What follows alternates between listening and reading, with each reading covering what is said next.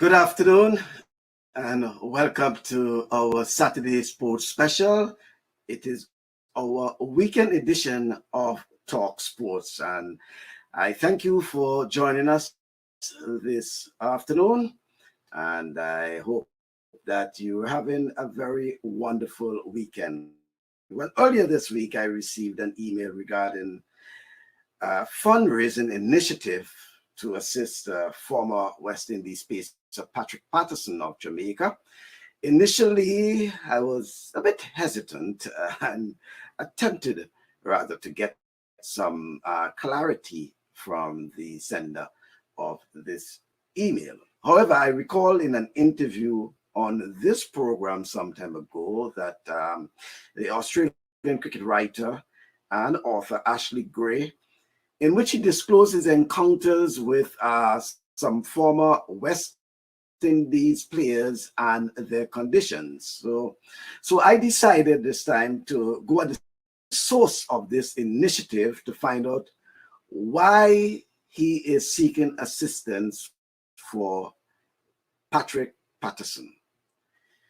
What has or hasn't changed since its article some, 4 years ago? And I have invited the author of that article and the one who's really steamrolling that initiative. He is Bharat Sundaresan, and he joins me live from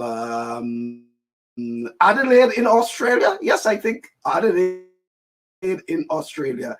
He is joining me to talk about this whole initiative and what he has been encountering over the past 3 years with these legends, especially West Indies legends. As I greet you, Bharat.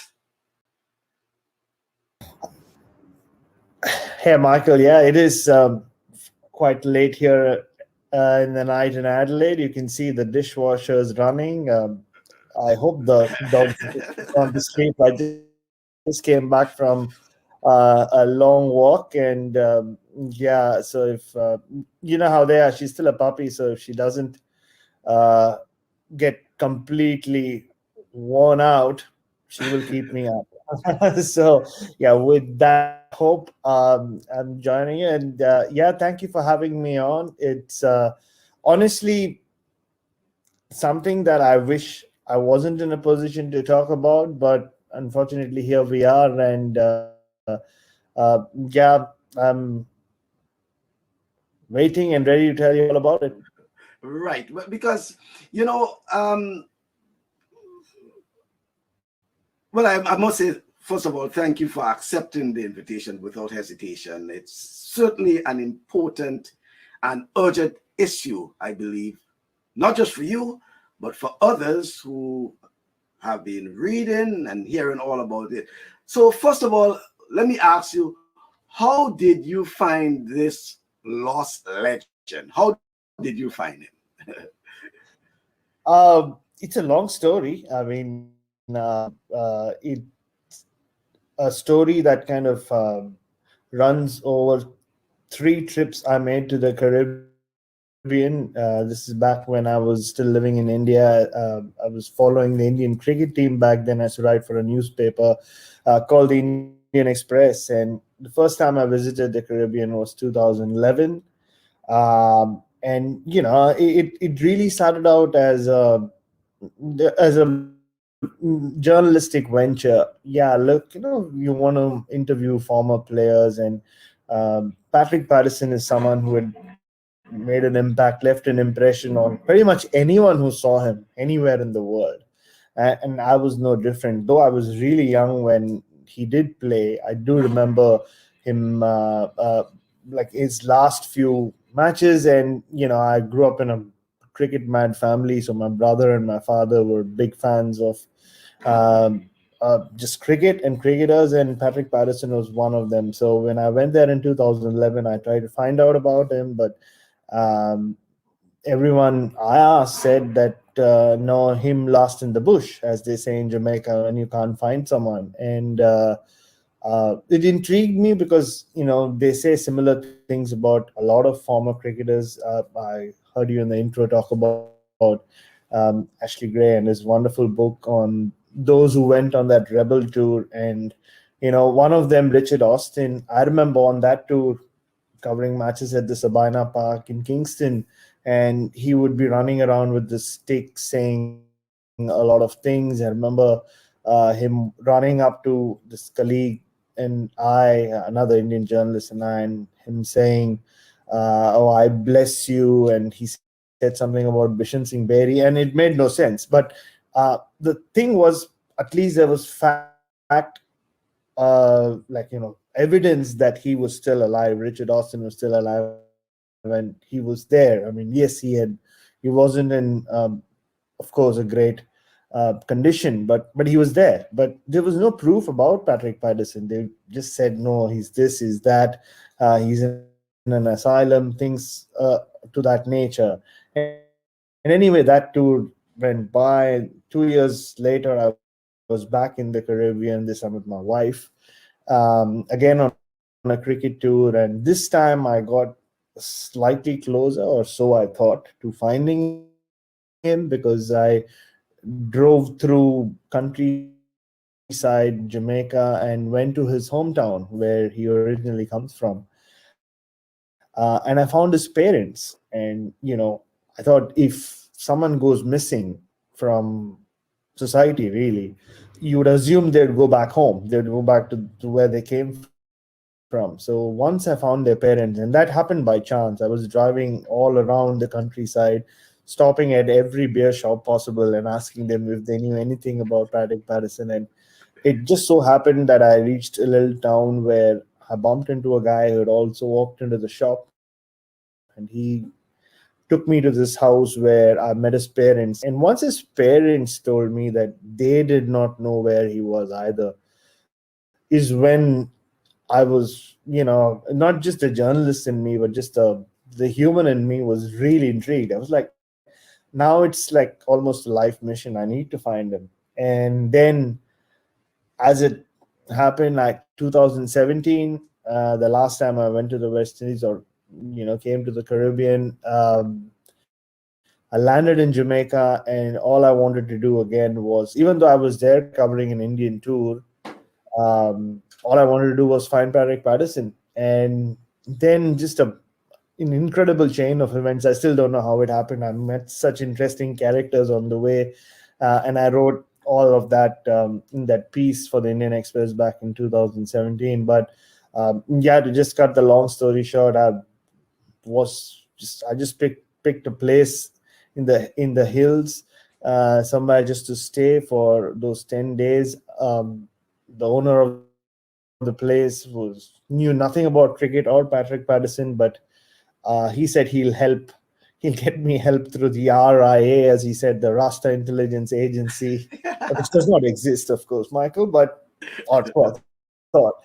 And then, through him, I met a famous uh, calypso musician, I think, called Fred Locks, or a reggae musician called Fred Locks, who I'd never heard of before, but he apparently was a big deal in the 80s and 90s. And I finally got to Patrick Patterson through that whole next season. Then he put me through to someone else, and then him to someone else. It was almost like a movie script. Um, and yeah, I mean, I got a contact, and I contacted him, and the rest, I guess, is has become folklore since I wrote that piece, and I have spoken about that story and meeting him in a lot of places, a lot of podcasts and other shows since. But yeah, it was just an amazing experience. As a journalist, all of us, or as journalists, all of us want have that one El Dorado story, right, where you seek to find someone who everybody else has tried, or maybe they haven't. Maybe people have never tried finding, and you find. But this is someone you're talking about who, it's not just that no journalist found him, it's like nobody found him. His parents did not know where he was for 25 years. So that's really how it started, Michael, our friendship, our relationship, really. I met him a few times, and only to realize that he did not remember anything about what he did. He remembers like vague things, but the only things he really remembered back then were all the negatives, how people treated him badly, and how you could sense paranoia. He was very scared of just being around. He was scared for anyone who met him. He was scared for my well-being. As I wrote in that piece, he was very scared that someone will get to me for some reason. So just this extreme paranoia, and in is what he had lived with for close to 2 decades, if not more, hidden away in a small house in Jamaica. And it's funny. It almost like he exists on the periphery of what we consider our reality. He doesn't still, I mean, is not aware of the internet, or a lot of things that we take for granted, or for us it's so matter of fact, like the realities of the world we live in. That's how cut off he has been from reality. And before I take over your show and turn this into a monologue, I'll let you ask me some questions as well. But No, no, that's pretty much how the journey began. yeah, because I wanted to ask you if you think, and I mean, and after all that the initial encounter, that any proof that he was really lost, as it was stated. Uh, yes, I mean, in fact, even after I wrote the piece, I thought there'll be a lot of people who'd come forward with, how it happens, right, in these cases, and say, "Oh, no, I remember meeting him here, or I remember meeting him there, or this is what happened." I thought a lot of ex-cricketers would come out and talk about, or want to meet him, right? It's happened in my career. I've met people in the Caribbean who, ex-cricketers, contemporary cricketers who have kind of fallen off. I won't take names on the show, but who've fallen off out of favor with their teammates. And then I just have these connections in the Caribbean. I don't know, Michael. It was one of those things. I was this mad West Indies fan growing up in Bombay, and ever since I've just formed all these interesting connections over there. But going back to what I was saying, there are some contemporary cricketers who have fallen out of favor, and like when I meet them, I know some of their teammates are like, "What? Like you're still in touch with him? I want to see him." And that's what I assumed it would be like once I revealed the fact that Patrick Patterson is alive. And he's not in a great position. That's why I shot the video as well. I mean, in this today's day and age, uh, the first thing people want to do is pick holes in whatever work. It's not just in journalism, in anything else you do, right? That's pretty much what a lot of people use social media for. So it was almost evidence of not just the fact that he is there, that I didn't meet him. Of course, I had like took pictures of him, But just to give people an idea of what kind of state he's in, not to paint him in a negative light. That's why it's not a very long video. It's a very short video. And that picture is interesting that you just put up. I took him to a little cafe or a bar by the water. He used to go there apparently many years ago, and he wanted to go there and have some fish and a couple of beers.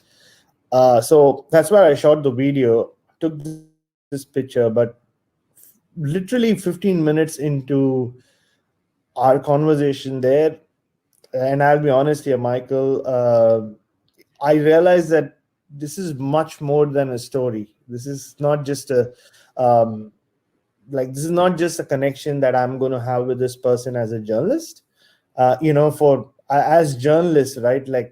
You pursue a story for a long time, and when you meet that person or when you write it, it's almost the culmination of the whole journey. But for me, it felt like this is the beginning of something, because even during that conversation, I had to really convince him that there aren't these evil forces really trying to get him or get me or get anyone who tries to help him.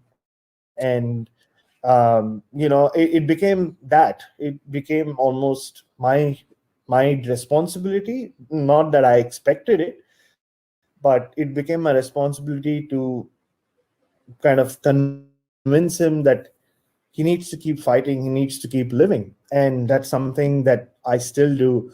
But to answer your question about finding proof whether he was lost or not, um, it came in the weeks and months after the story, where nobody really then wanted to go and seek him out, or no ex-teammates really were keen on finding out more about his whereabouts or finding out more about how he is. um, Especially in the West Indies.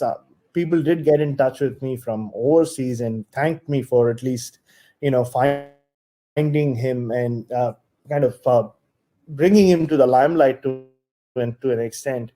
But then you realize that 4 years on, he was more lost than I thought he was, to be honest, Michael. Well,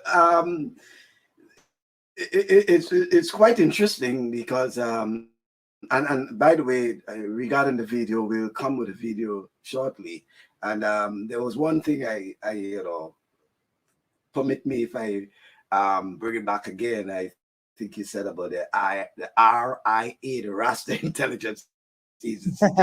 Just a bit of laughter, but did enjoy that. But it's so interesting that the whole process in trying to get to him. And my question to you would be how long it actually took for you to actually, from the start, to really get to Patrick Patterson, the subject it, it, of the matter. it actually took me 6 years. I mean, 3 visits to the Caribbean, but 6 years where I was scratching the surface for anyone or anything that could lead me to him. And that's why I can tell you, I was triumphant in that little bar. And you've been, I'm sure you've been to Kingston, or it's Yeah. pretty much similar to Mhm. yeah. And you've been to Jamaica, and especially when you go inland, you've crossed these little towns, little villages, beautiful villages, and they'll all have like a little shack on the side where people come in, and it's almost like a convenience store, but where you get red stripe. So that's the most important thing. And I remember being very triumphant, like in 2013, when I found out that, when someone said, "Oh, come, I'll take you to his parents' house," because if nobody knows, at least the parents would know, right? That's what I thought. But then once, like I said earlier, once I found out that even they didn't know, and his mother kept saying, "Oh, him a good boy, he's a good boy, he's a good boy." Even though they're talking about someone who's in his 50s, or who was in his 50s back then. But just the way they spoke about him, it made me feel like, him, I was like, wow, like this is bigger than I imagined. And yeah, it, and even when I was in the West Indies, I was always trying to find some link, something that would at least give me proof. Because at some level, some people did not even know whether he was alive. That was how lost he was, or like people were about his being, really. And yeah, and then it took me eventually, well, let's say it started in June of 2011, and I found him in July of 2017. So it was like a 66-year long journey, and but I found him. It was just an amazing feeling. Just, the first time I spoke to him, and then he said, okay, he doesn't remember anything, but he doesn't do meet anyone, but he'll meet me the next day. And then uh, he started almost getting paranoid again, and he said, no, he won't meet me. And then I actually, I'm, as you can see already, I'm a very gentle soul. Michael, I'm not very stern or very like, but I did become that. Like I remember telling him on the phone, I said, all right, I mean, don't meet me, but I'll just tell you this: the world outside now. I'm someone who's spoken to you, maybe one of the few people who's spoken to you in the last 25 years, few human beings. So, and I can see that you're not a madman. You're not like in some asylum. So, but if you, I just said this is just take this as advice coming from someone who's much younger than you, but someday just meet someone, tell them your real story. If not, people will keep assuming that you're a you're a madman, or whatever people used to say back then. And I don't know, it just something I said, and I also told him I'd gone seeking his parents. So he just, that evening when I called him one final time, I'd given up. I said, well, he's not going to meet me. But that evening when I called, he just said, I don't know, maybe something tells me I should meet you, maybe it'll change my life. And that's when he finally accepted, or like, he agreed to meeting me. So to from start to end, it took me six years and a month, I guess. Mhm. And the whole I don't know if it is your well, I started by saying an initiative. I don't know if it was your initiative to actually start the GoFundMe.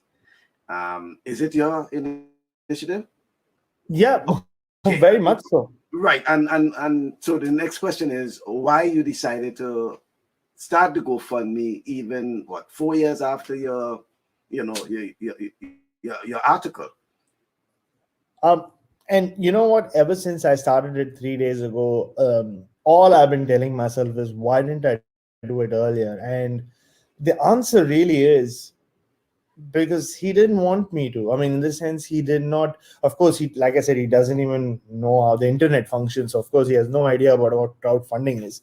But um, that's the thing. Like, the 4 years since that article, I've literally become his window into the world outside. The person that he calls in good times. Yeah, I mean, I don't take selfies with cricketers at all, Michael.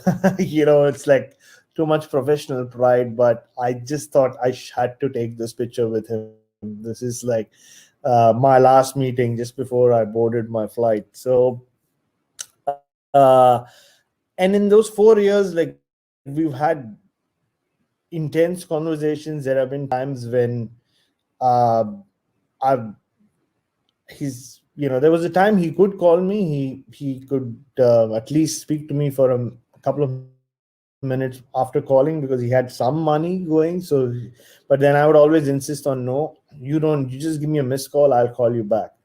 But there have been times he would call me, and I would look at my phone, and I'm like, it's like 2 a.m. in Jamaica, but and he would say a lot of things um, and there were times when I had to literally convince him why he should continue living and continue fighting.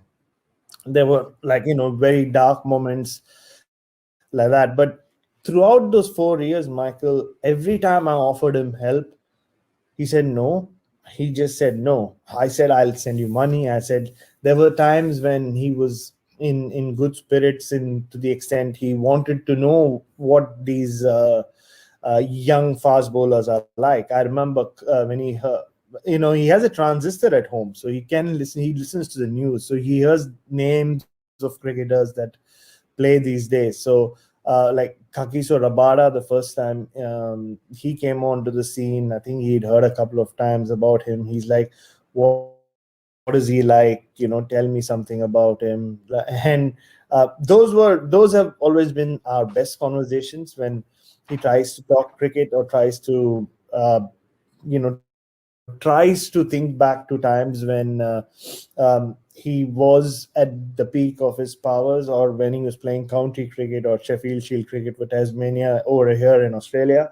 And it was or I remember Lungi Ingidi, when he made his debut for South Africa. A lot of people said his action reminded them of Patrick Patterson. So I would say I'll give you send you a smartphone. Like, I don't know how I would have explained how to get YouTube and all that, but I said, I'll send you a smartphone. Maybe send you a TV. Tell me what you want. Like, I'll do it for you. But he always refused any sort of financial help or any help at all, Michael. So that was one of the main reasons I could never do anything. And I'm sitting here in Australia, he's over in Jamaica, or in the past I was in India and he was in Jamaica. There's no way I could have really done anything without his initiative. Like, it's not like I could have sent him a surprise. That was just not possible, especially because I almost feel responsible for his privacy. Like, I cannot tell people where he is, or just send random people over, because that's really what sets off his paranoia. So, that was the case till a month back, and then it was a month back when. And we've spoken pretty much every month. I would call him, just check on him, have a long chat with him about whatever's happening. Half the time it would be nothing. He would just go back to saying how difficult things are, and I was just here. I would just listen, hear him out really, and tell him to just continue fighting or say whatever I can. I'm not a trained psychologist or or a counselor, but I think in some ways I become one when I speak to him. I don't know how or why, but I just do. But it's just a month back or a few weeks back, really, Michael. While we were talking, he just said that everything's run out. I'm From whatever I've understood, he was living mainly of whatever the government. I don't know how the system works in Jamaica, but I'm guessing social welfare, like it exists here in Australia. We don't have social welfare back in India, of course, but that's what he was existing in. But for some reason that stopped. And he said that my groceries have run out. Like, there's nothing to eat. So for the first time, he said, can you do something for me?" And one part of me was not elated. I was relieved that finally, after all this while, he's asked for help and he's accepting help. And then I thought about it, like, how do I help him out here? He said, "Can you do something where I get like a regular income, like monthly income?" And I have been thinking of ideas where we could do something where there's some money that goes to him on a monthly basis. But then when he started talking about how desperate he was, and 3 days ago, I was speaking to him again, and I got two missed calls pretty late at night my time, like around this time or just beyond this time. When I woke up, I was concerned, and I called him, and he said, "Can you do something for me urgently? I am desperate." And that's when I'd never tried crowdfunding before. I really did not know how it works. So, and the only website I knew was GoFundMe. So I just quickly went on to GoFundMe. I said, I need to do something. And I just started it. And, or the only belief I had was every time I tweeted about him, or even after the article came out, I realized that there is a lot of love out there for him, especially in India and around the world. So I thought, let's throw it out there. Let's see if that love, translates to people actually, supporting someone financially, and they have. It's incredible. It's already. I was just checking before I came online, Michael, and it's we and I also started one in India because a couple of Indian cricketers, current Indian cricketers, got in touch with me and they said we want to contribute, but apparently they couldn't use the GoFundMe thing. So I started another one in India, where on an Indian website, so that it becomes easier for Indians. And we've already just through these two fundraisers, there's been more nearly 11,000 US dollars which has been collected, which is incredible. I'm just so touched that so many people have opened up, opened their arms, and showered this man that brought so much entertainment to them 30 years ago. And and it's just been 2 days, so that number is going to go up. And but that's pretty much why the initiative I mean, I said I have to take this initiative. I tried explaining what crowdfunding is to him, but I don't know how much he understood. But all he understood was that there is a lot of love out there in the world, and at times that's what you need as a person, right? Like you want, especially when you've gone this long, where you almost felt unwanted. So to even hear that there are a lot of people who remember you and want good things for you, I guess is more than money itself, which I he did say, and which we will come to later on in this conversation. Okay. Well, I'm glad you mentioned that because I think this is where we are now. Looking at the GoFundMe, and it's actually in Australian dollars, right? Yeah, yeah, That's that's in was the Australian correct one. dollars. Yeah, and then if you add the amount that's already been raised on the Indian side, that's around 180,000 rupees, which I think comes down to, my math's very bad, Michael, but I just did the math, putting everything together. I think that's around 3,000 Aussie dollars, if I'm not mistaken. 1,80,000. Yeah. Yeah, And yeah, but so it's 10,000 US overall as of now, 10 or 11,000 US. So which is a big amount. And now it's just a question of the how do you get the money to him? exactly.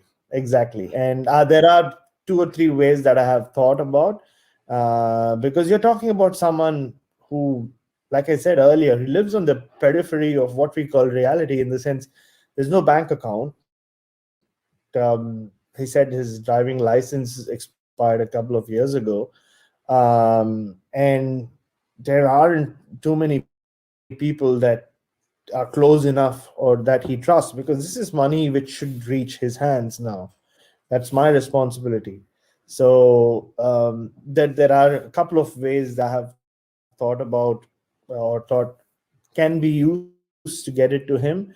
But it's just a case of doing it. So once we reach our target, that'll be my goal. Just for him knowing that there is money in his name, which has not existed ever before, or not in the last 25 years at least. And of course, you have to remember he was playing cricket when there wasn't that much money in cricket either. It's not like there was the IPL or central contracts back in the late 80s and the early 90s. Mhm.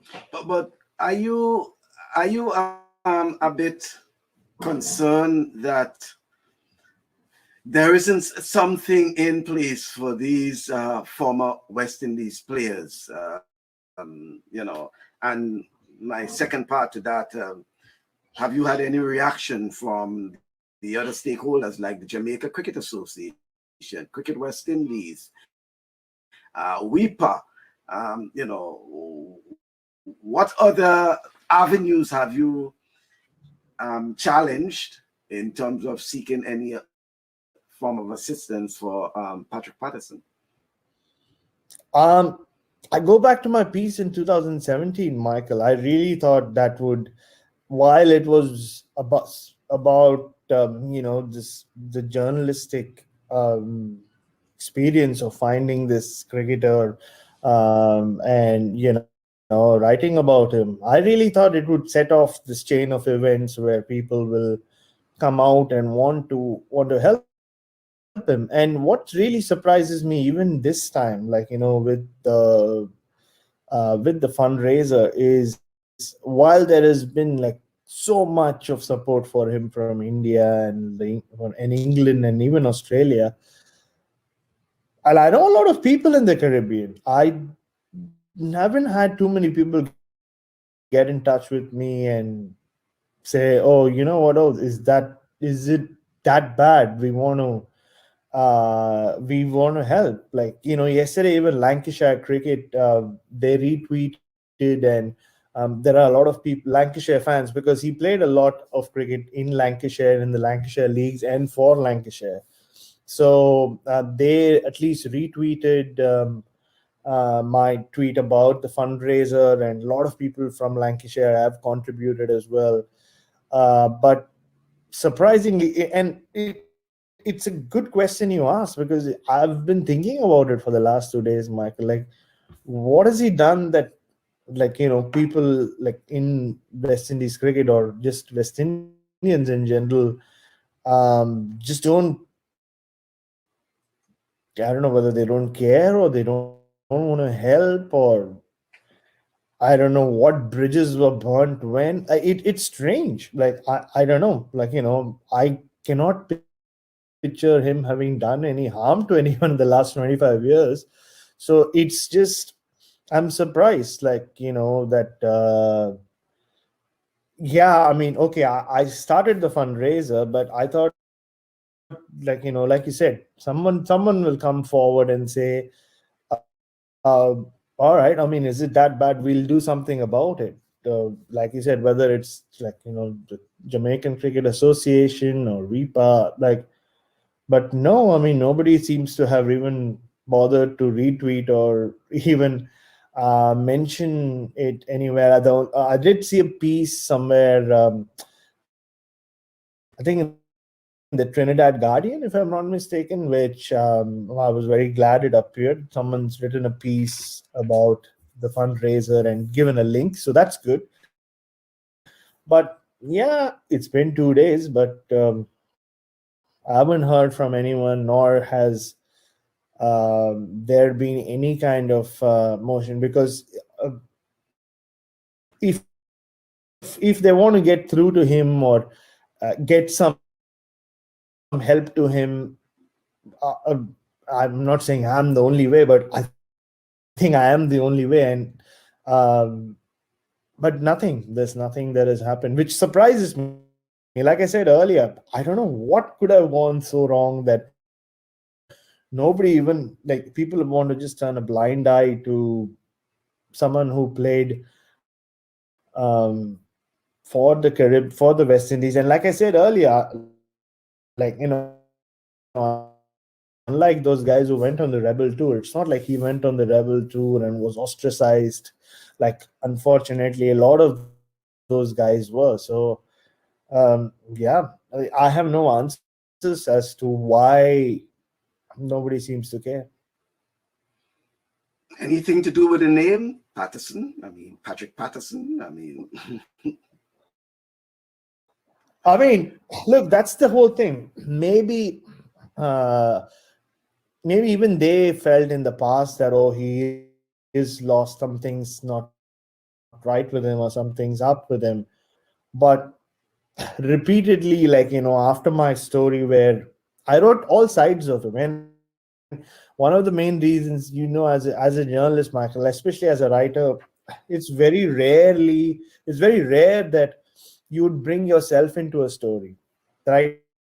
I mean, it's always you writing on someone.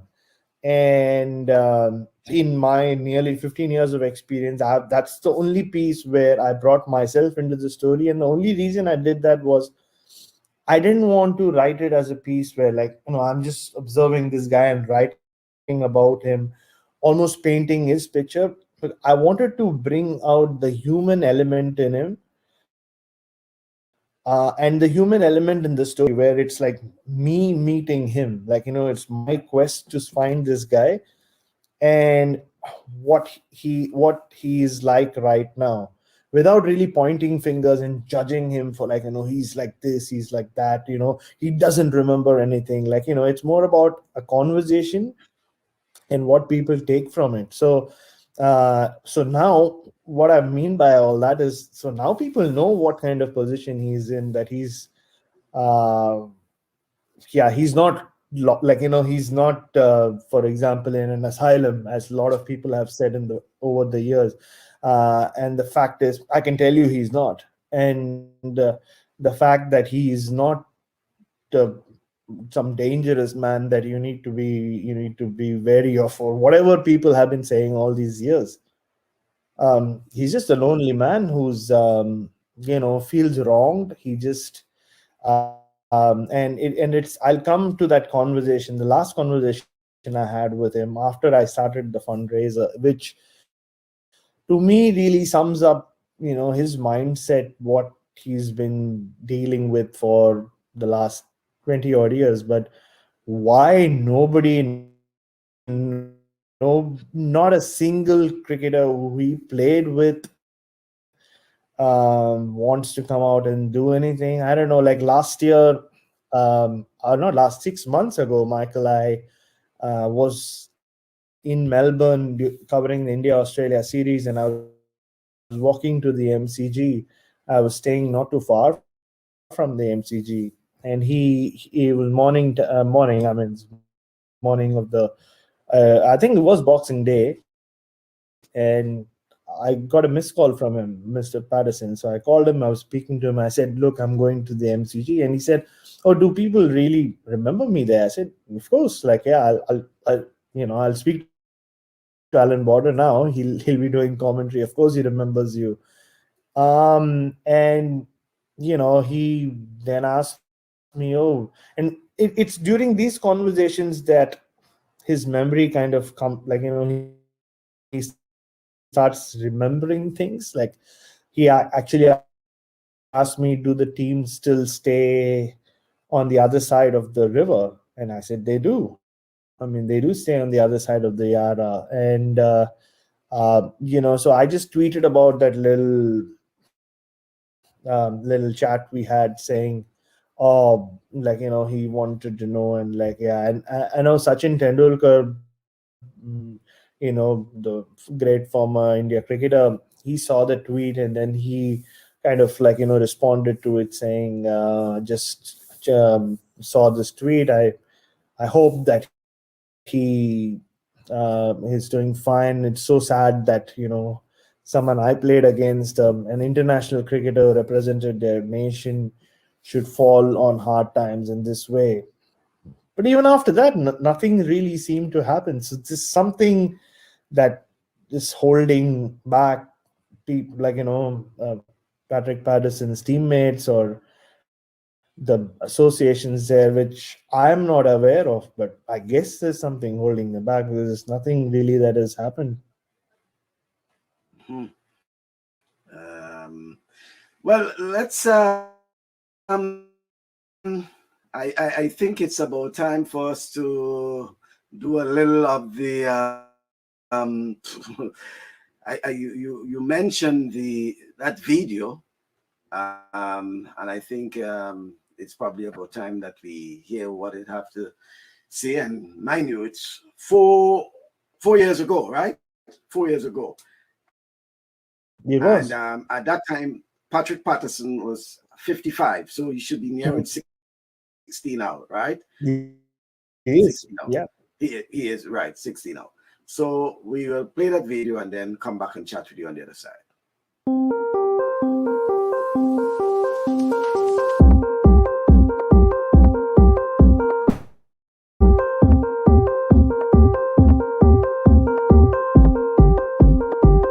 People must ask you all the time, who was the fastest one of all of that crowd? And you kept all those great West Indian fast bowlers, didn't you? You know, every now and then he made a very marked impression on me on a couple of occasions where I just said, well, I've never ever kept to anything this quick. And that was Patrick Patterson.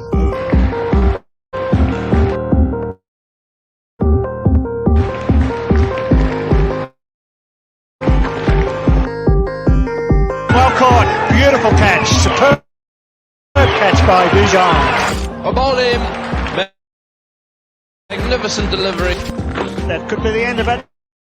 Patrick Patterson, the bowler, the man they wanted. That's up in the air. Patterson strikes again. Yes, it's all over. Patterson takes 5. Patrick Patterson, who got the first breakthrough for the West Indies. Alderman, like the rest, was no match for Patrick Patterson. Where is Patrick Patterson? It's been one of the biggest mysteries in West Indian cricket for close to 2 decades. Several theories abound in Kingston's cricketing circles though. Some say he shifted base to the USA. Some say he drifted away to the wilderness due to drug abuse and destitution. Others say he's been in the mental asylum. Most say he's lost in the bush. 6 long years and a lot of journalistic serendipity to finally find Patrick Patterson. When I met him, I told him about all the urban legends that have turned into folklore about the man who once was the fastest and most menacing fast bowler in the world. Unfortunately, he responded to most of them as if he was hearing about them for the first time. Here's a brief snippet of my chat with him.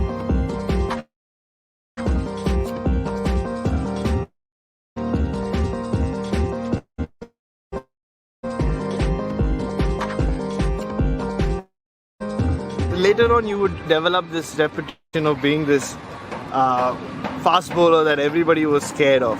I mean, it's different when you're young and you can actually intimidate batsmen. So that part of it, I can remember a little bit about, later on, like at the international level, because we got, talked about, and you were sort of, notices a little bit more, But I didn't really pay much attention to it then. We were just busy trying to enjoy, Right. As it go on. Yeah. Right. You picked for Jamaica pretty early. I mean, you kind of like made your progress. Like the progress was pretty rapid. First class level we're talking.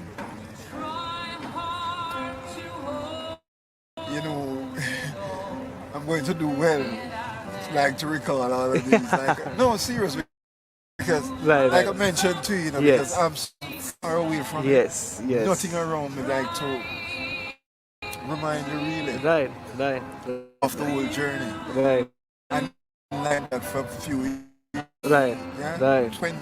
I'm at this address for 20 years. 20 or 20. Yeah. 20 plus. Yeah. Right. And like I said, there's nothing where I am to remind me about what we're talking about. Because, that's how it is. Right. So, like, trying to talk about it, I have to try to... You have to rack your brains. Serious, racking, Right. But we'll try, Yes, we'll try. And only today someone was talking about this mini test that happened between Jamaica and Barbados right here, where it was you, Walsh, and a couple of others versus Ghana. Michael Holding. And Michael Holding, yes. Michael Holding was there, And then there was Ghana, Marshall, Milton Small, and and there was this ball. I'm sure you remember this ball. Gordon Greenidge walked out to bat, and you hit him right here on the chest. Apparently, the starch or what is it, just like went poof. And I think 2 balls later, Gordon Greenidge just nicked one and like got out. You remember that? We're going to take some remembering. Vaguely, yeah? Vaguely, Right. to be honest, vaguely, yeah? Right. I can remember the atmosphere, It was like you said, it was a test atmosphere. Right. To recall, the personal performances, Right. it's going to take some Right. doing. Right. I hope you understand. No, I totally understand. I totally Because understand. it is so, I totally Very understand. much so, yeah? Yes. Absolutely.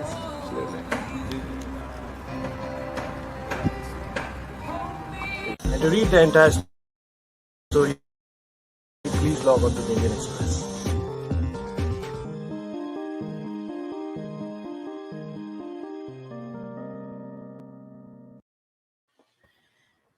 Quite interesting indeed, and many times he keeps saying, he's quite far from the whole reality. He's far from it, and obviously after 20 something years and not being in the process,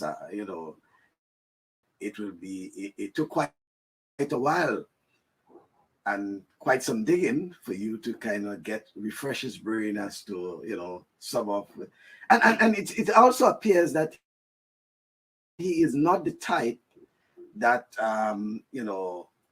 wants to be celebrated.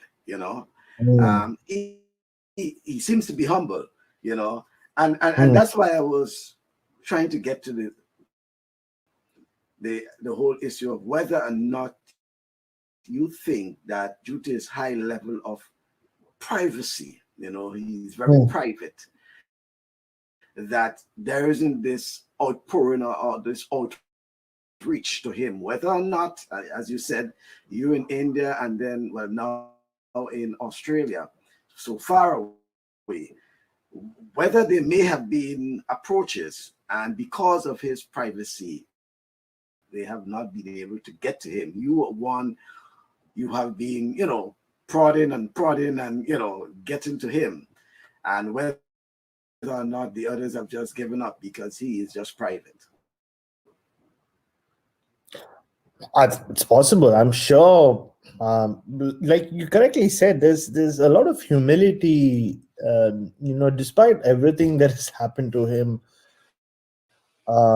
even when he does tend to recall some things, like we've tried. I have tried different ways of helping him, trying to remember things. Like I call him and I read out scoreboards, and one day I just thought a couple of years ago that if people can't remember their own feats, if they hear names of cricketers that they played with or against, maybe things might, especially teammates at county level or Sheffield Shield level, memories might come back, and it actually helped. It would start coming back, and even there, whenever I would bring up like anything about him doing something special, he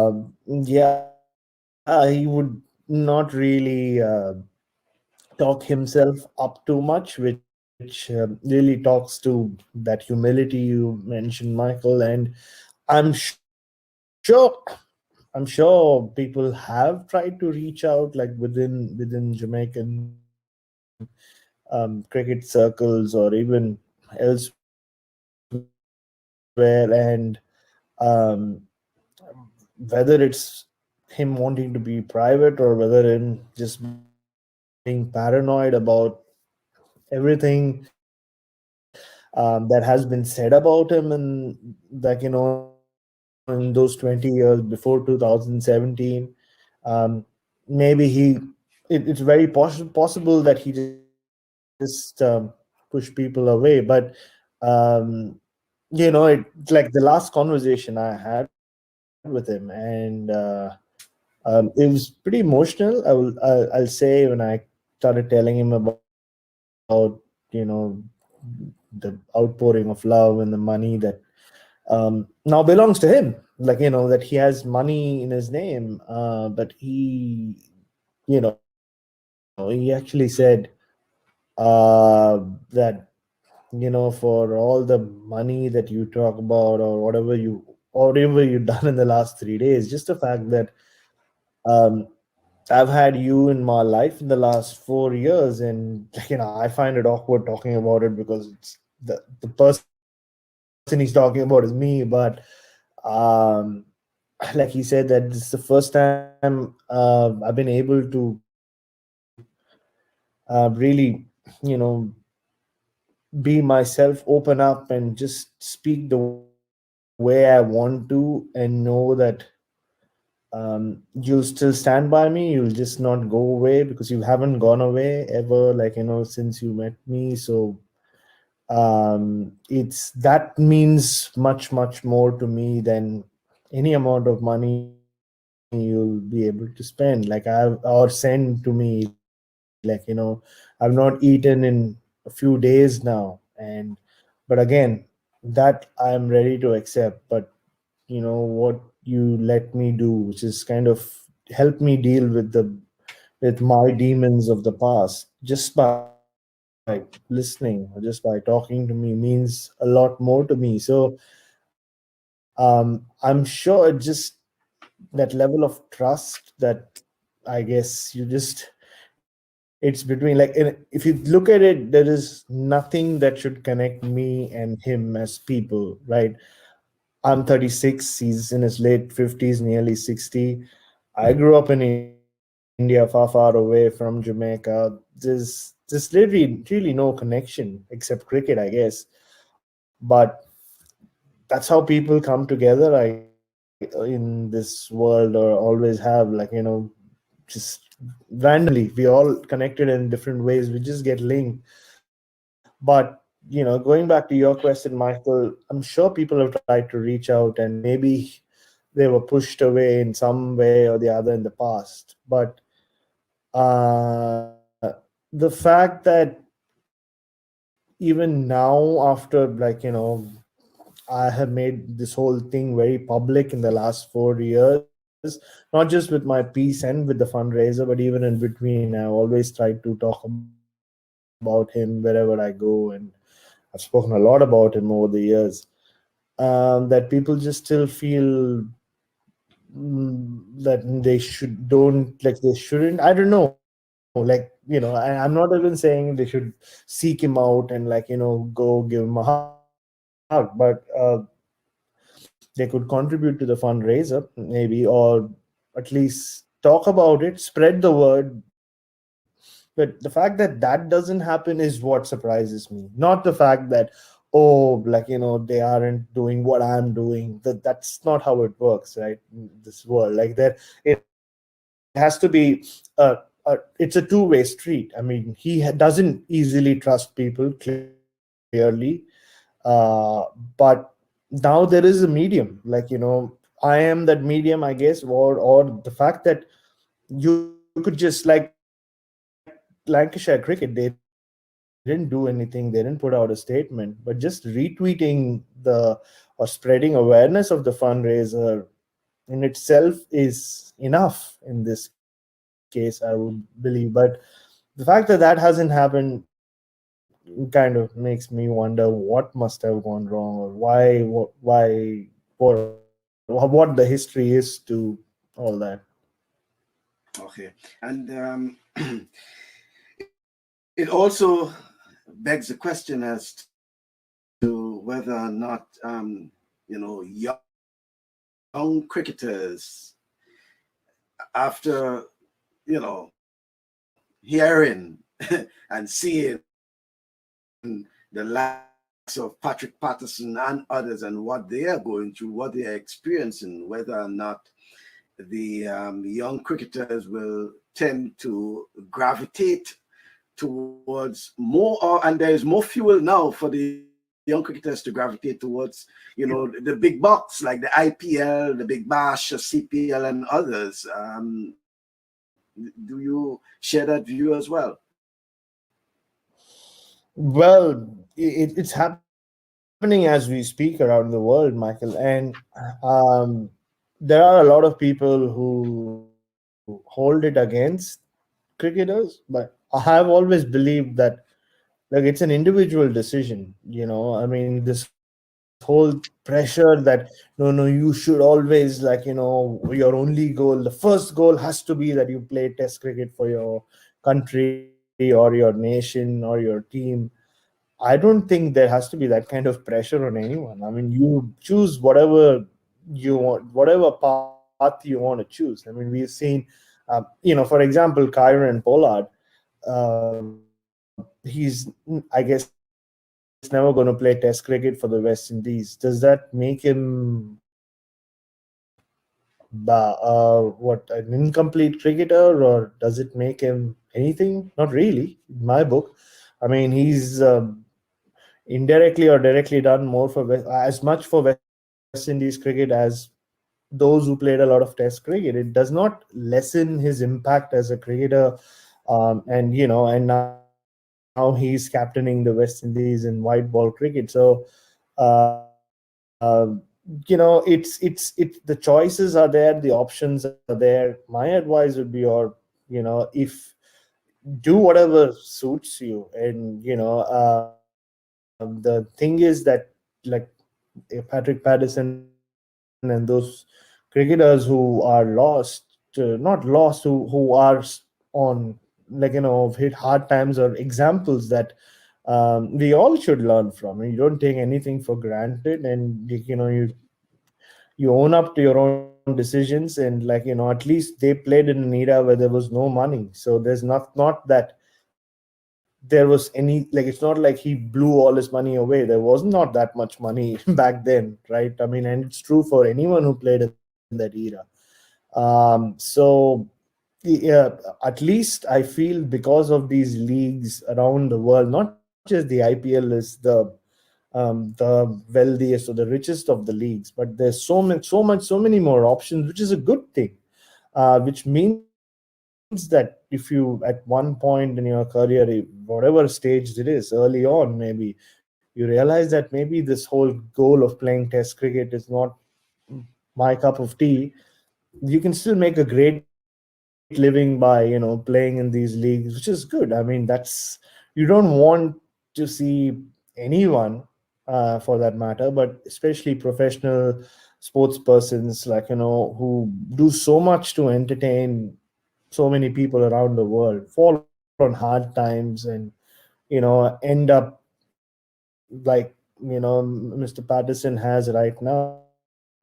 So it's a lesson for everyone. Like I said, don't take anything for granted, but I'm glad that there are many options. I'm not one of those people who will say that, oh, no, these leagues do only evil to cricket.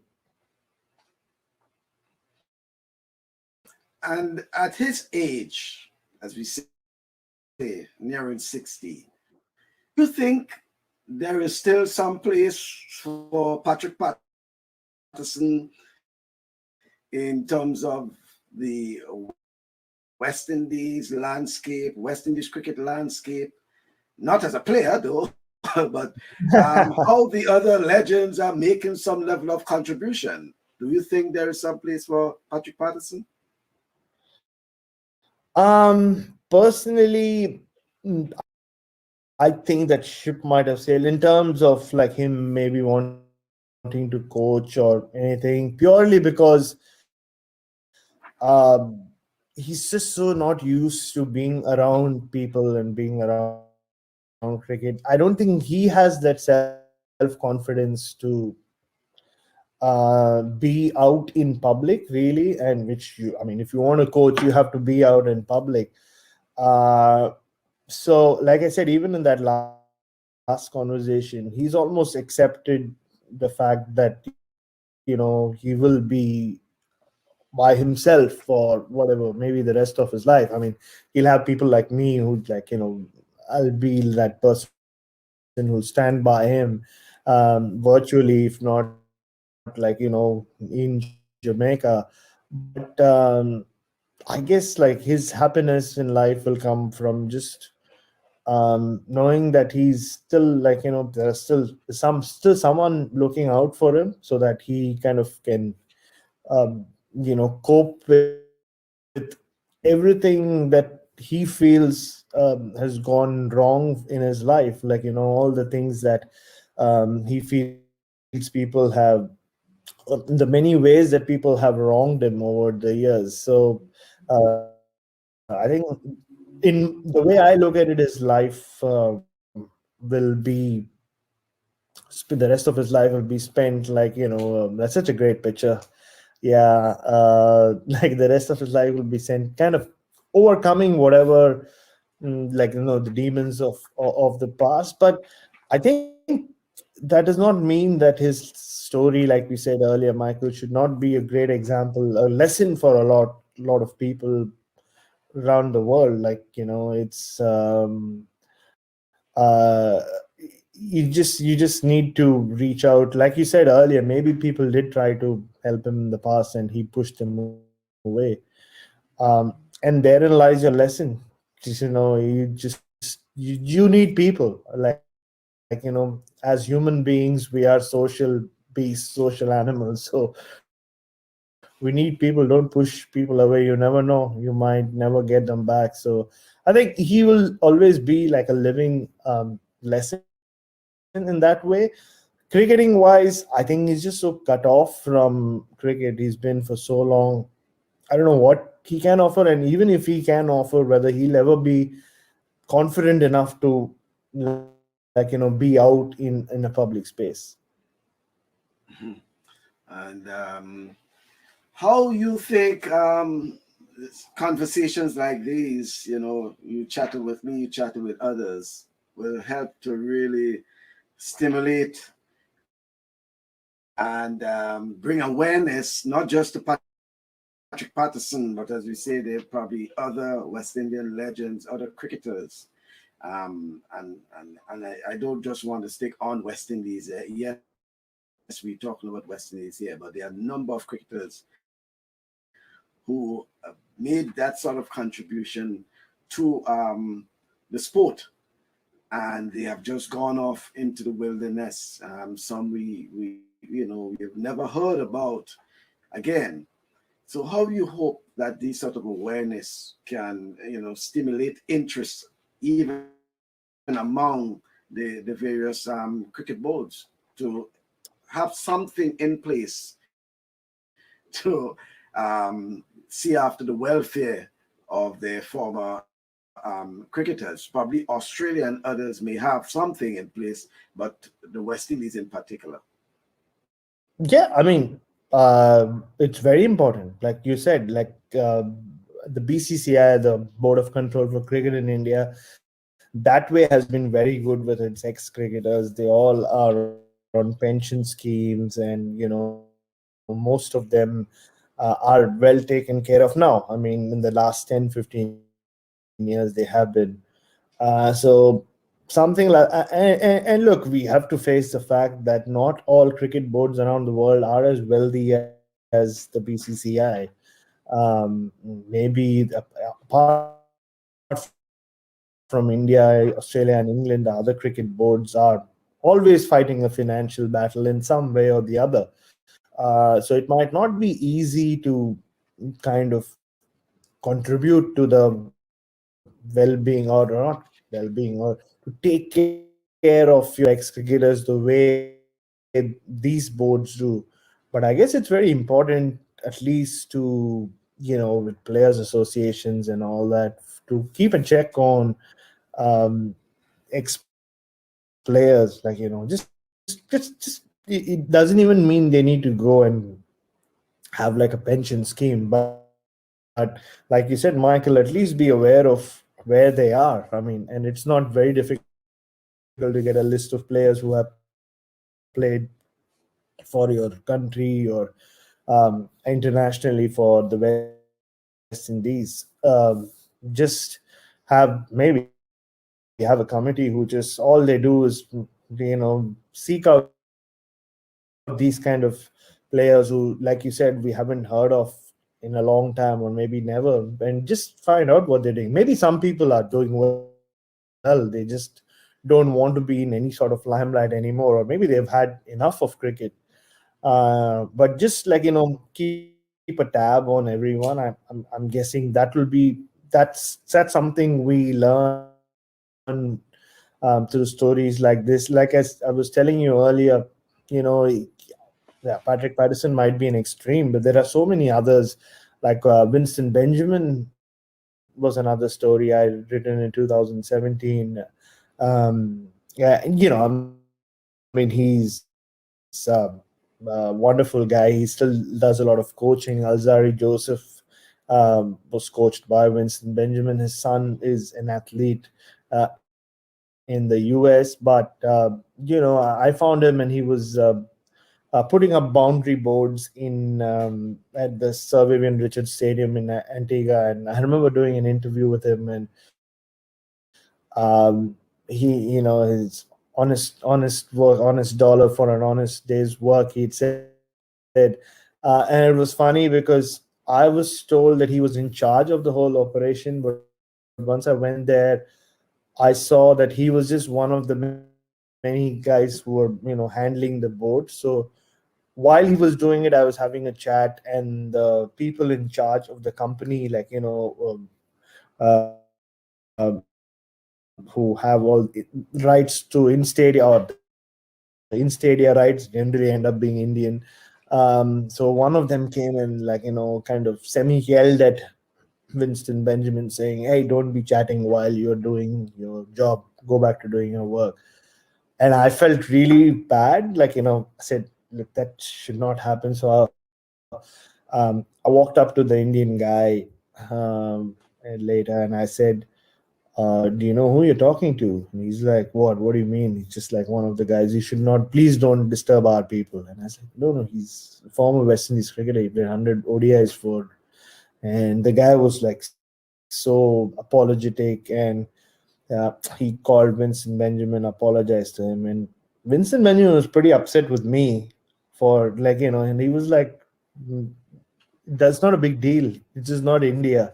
Like, it doesn't matter what work I do. I'm just a former cricketer now.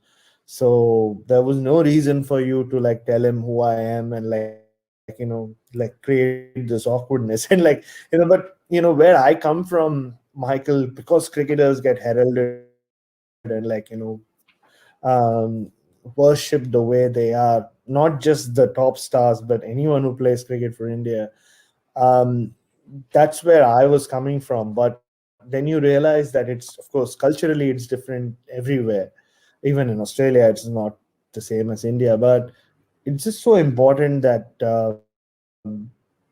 like, they kept a tab on, like, just to know if in case someone needs help, that you're there. It's not that you're caught unawares, like, of people who have played for your country. That's the least I think any board can do. I'm not saying everybody should go out and help, but at least know, so that tomorrow if you find out, oh no, maybe this person needs help, you're there for them.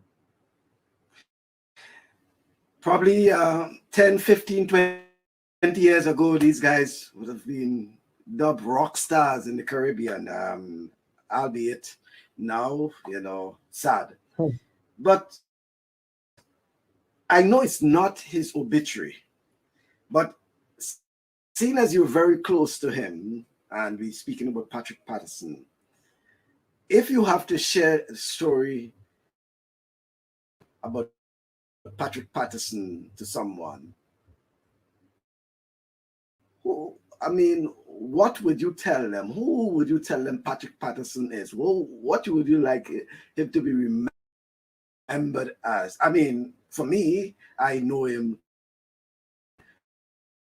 as the one with the quick and that front foot, that front foot. I think it was mesmerizing to batsmen and things like that. So, but how would you want him to be remembered? And again, I'm saying it's not his obituaries, but just telling that story. No, I think you hit the nail on the head earlier, Michael. Like, he's just a humble man, and for someone who's been through so much in his life, he still doesn't um, look at the world, in like very cynically. He just looks at whatever happened in his past, which some of it I touched on in the story as well, which I wrote in 2017. The way he was treated when he was playing in England, and to an extent even in Australia. He just looks at it as things that shouldn't have happened to him. But he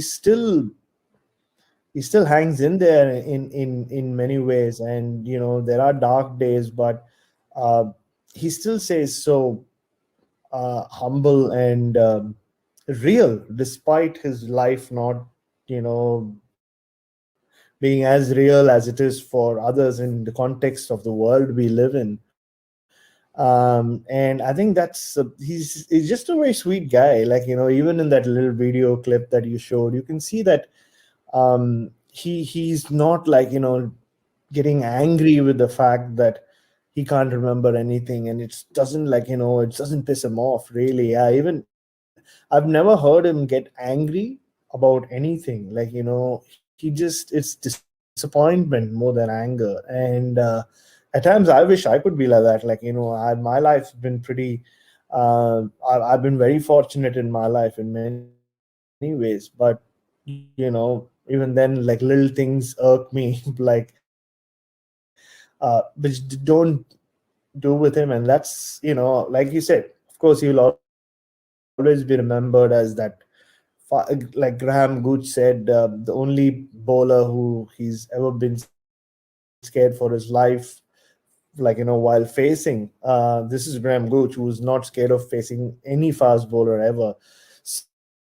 So that'll be his legacy. But for me personally, it'll be just this guy who's been through so much, but never gets angry. It's like, and even when like, we're living in a world where, especially in today's day and age, where uh, people are just so full of themselves, Michael. Like, most people are like, they just this whole thing about talking up your achievements, and this instant gratification, or just this constant um, constant quest for gratification, or like, look at me, this attention seeking generation, or like era that we live in. All of us are guilty of it at some level. To have someone who's almost like, when you go tell him, like, no, look, you were this great fast bowler, and even when he does recall few things, he does it with such, like, nah, but it's so really, yeah, it was one of those days. Yeah, like, I'll give you an example, like the whole thing about the myth, not the myth, the folklore about how he walked into the MCG dressing room and threatened people, threatened the Australian cricketers. And I'm sure you've heard the story where Don Bradman apparently walked into the West Indies dressing room, and Patrick Patterson said, "Oh, if I ever bowl to you now, I'll knock you in the head. Like, I'll knock you off. I'll hit you in the head." And it's been part of folklore for a long time. And I remember back in, like, 6 months ago, when I was at the MCG, and I just met MCG, and like, he said, "Can you please tell people that that never happened? Like, why would I threaten anyone like Don Bradman? Like, he's one of the greats of the game." And like, and not talk of it as like, "Oh, yes, of course, I was this gung ho fast bowler. At my peak, I could gun anyone down, and including Bradman." There's no bravado in the fact that, that he was this fast bowler that people feared, which is something I think for me will always be his legacy, even though in contrast, that was what he was known for. Mm-hmm. Well, and in your piece also, you wrote that, and that is when you were sitting with him near the waterfront, that that at times he tend to be, and I'm quoting you, lucid in his mind, seems to be in a state of flux, swinging between reality and imagination. And you made reference to, for example, he never knew, at some point in time, he never knew that women played cricket, and what he referred to also as, why the Indian Prime Minister visited Israel after so many years. I mean, when you were speaking to him, was there at any point in time there became, there was some level of frustration, either on your part or on his part, that you got a sense that he was frustrated about the whole process of being interviewed, and not at times not being very effective in terms of his memory, because at that, I can't recall that, and that will have to go way back when, and these sort of things. Were you getting that impression that he was losing his mind at times during that interview? No, in fact, it was me who was getting frustrated. not with the fact that he wasn't like remembering things. Like, as a journalist, even while you're interviewing someone, or when you're chatting to someone or talking to someone, you're always thinking of what it will look like up here, like when it appears in print. Like that's how we are trained, we are built. I wasn't getting that string at all, and I'm tugging at everything, and which is one of the main reasons I wrote it almost as this whole quest to find him, and this whole setting the whole scene up for how I meet him and what happens there, rather than just writing the story about this guy who I met. And he wasn't getting frustrated at all. Like he was, even in the video, you can see he's smiling and laughing about the fact that he doesn't really remember much. And more than anything, he was just happy that I guess someone did put so much effort in. That's what it's always come across. Every phone call ends with this massive outpouring of gratitude towards me, because I have always sought him out, and just to check on him. Back then it was to find him, and it was more that, I think, than him getting frustrated about and even today, there are times he says that, oh, sorry if I sound frustrated. I'm like, no, I don't think you sound frustrated. But the frustration from my side, not frustration, but just sort of helplessness during that conversation I had with him on the waterfront, was when he kept referring to these evil forces that were about to get him. He doesn't mention them anymore. And after a while, it really, Michael, felt like speaking to at some level to a child that day, because you know how it is, right? I kept telling him, no, we will not mention these evil forces, because I'm talking about something that was positive in your life. You are not going to bring them up. And then there were times I would say something and he would say, yeah, but they are out there. And I was like, there is no they. And then he started correcting himself, okay, yeah, you're right. There are no evil forces. They don't exist and all that. And then he would come back to saying, now I'm really scared of what would happen to you. Because whenever people try to help me, bad things happen to them. So now I'm very worried about you. So that was kind of and like I said very early on in the conversation, I'm just a journalist. I can't read the mind, and I'm not trained to deal with that. So it was very challenging. I wouldn't say frustrating, to kind of make sense of, or to keep him grounded, keep him lucid, which yeah, but it's changed so much since that conversation. Our conversations have evolved, for sure. But there are times where, with the whole pandemic, um, last year, when it really came to the fore, it was very difficult explaining to him how the extent, the scale of the pandemic. Considering you're so cocooned in your little bubble, right? Like he is. And look, we're talking about bubbles all over the world now, but his life has been in a bubble. So it was very difficult for him. So it does get a little difficult explaining things to him, but otherwise, he never gets frustrated, though. Mhm.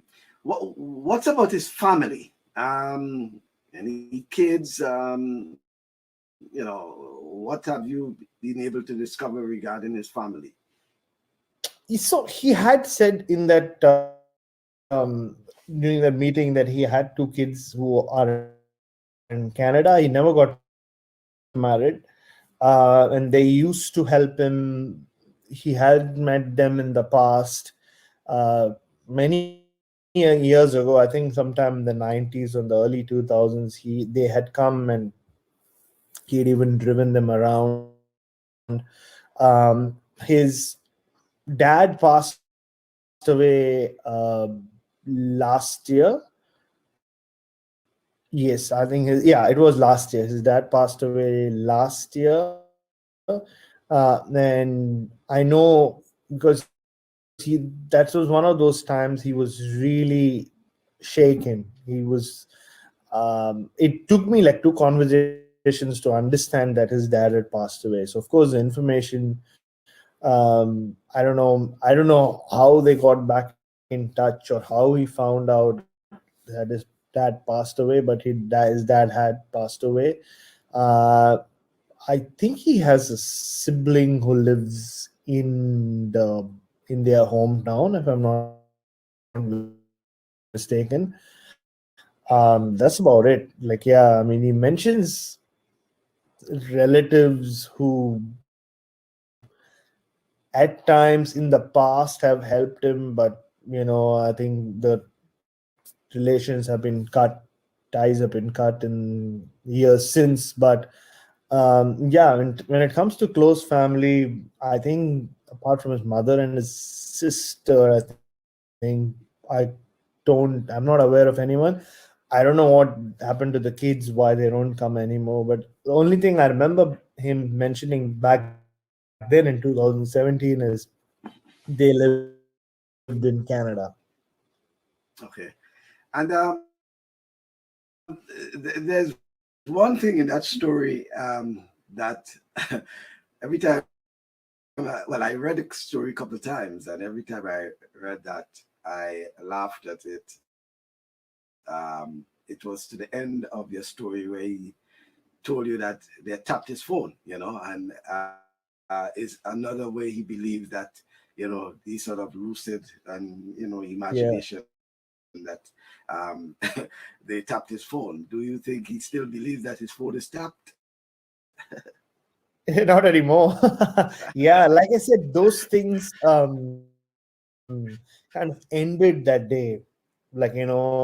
He's never brought those things up again. Like this whole thing of those evil forces, who wanted to drag him to the mental asylum. He'd said about how one day he heard on the radio, not now, many years ago, that he was in an asylum, or he should be in an asylum, and he was always scared that people would come for him and all that. But I think those things have been replaced, and I want to give myself some credit here. In all our conversations, I always tell him that take him back towards cricket and try to read scoreboards and do all that, or tell him what's happening in the current state of cricket, and or something. I tell him about my life, and I mean, he's aware that my wife's a teacher, he knows that we went and got a dog. He knows, when I'm on tour, I always tell him where I am, kind of which ground I'm at and those things. So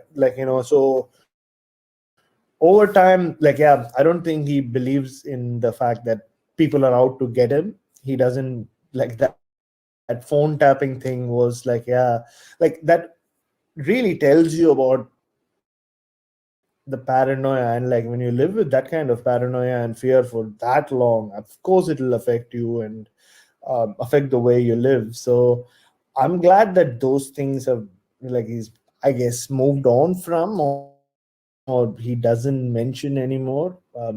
Hopefully that's all in the past. But yeah, he's very comfortable speaking on his phone these days, especially with me. All right. Well, for folks, yeah, Patrick Patterson, that was in his heydays. The fear, he was feared in terms of his pace, and had a number of batsmen ducking, as they were saying.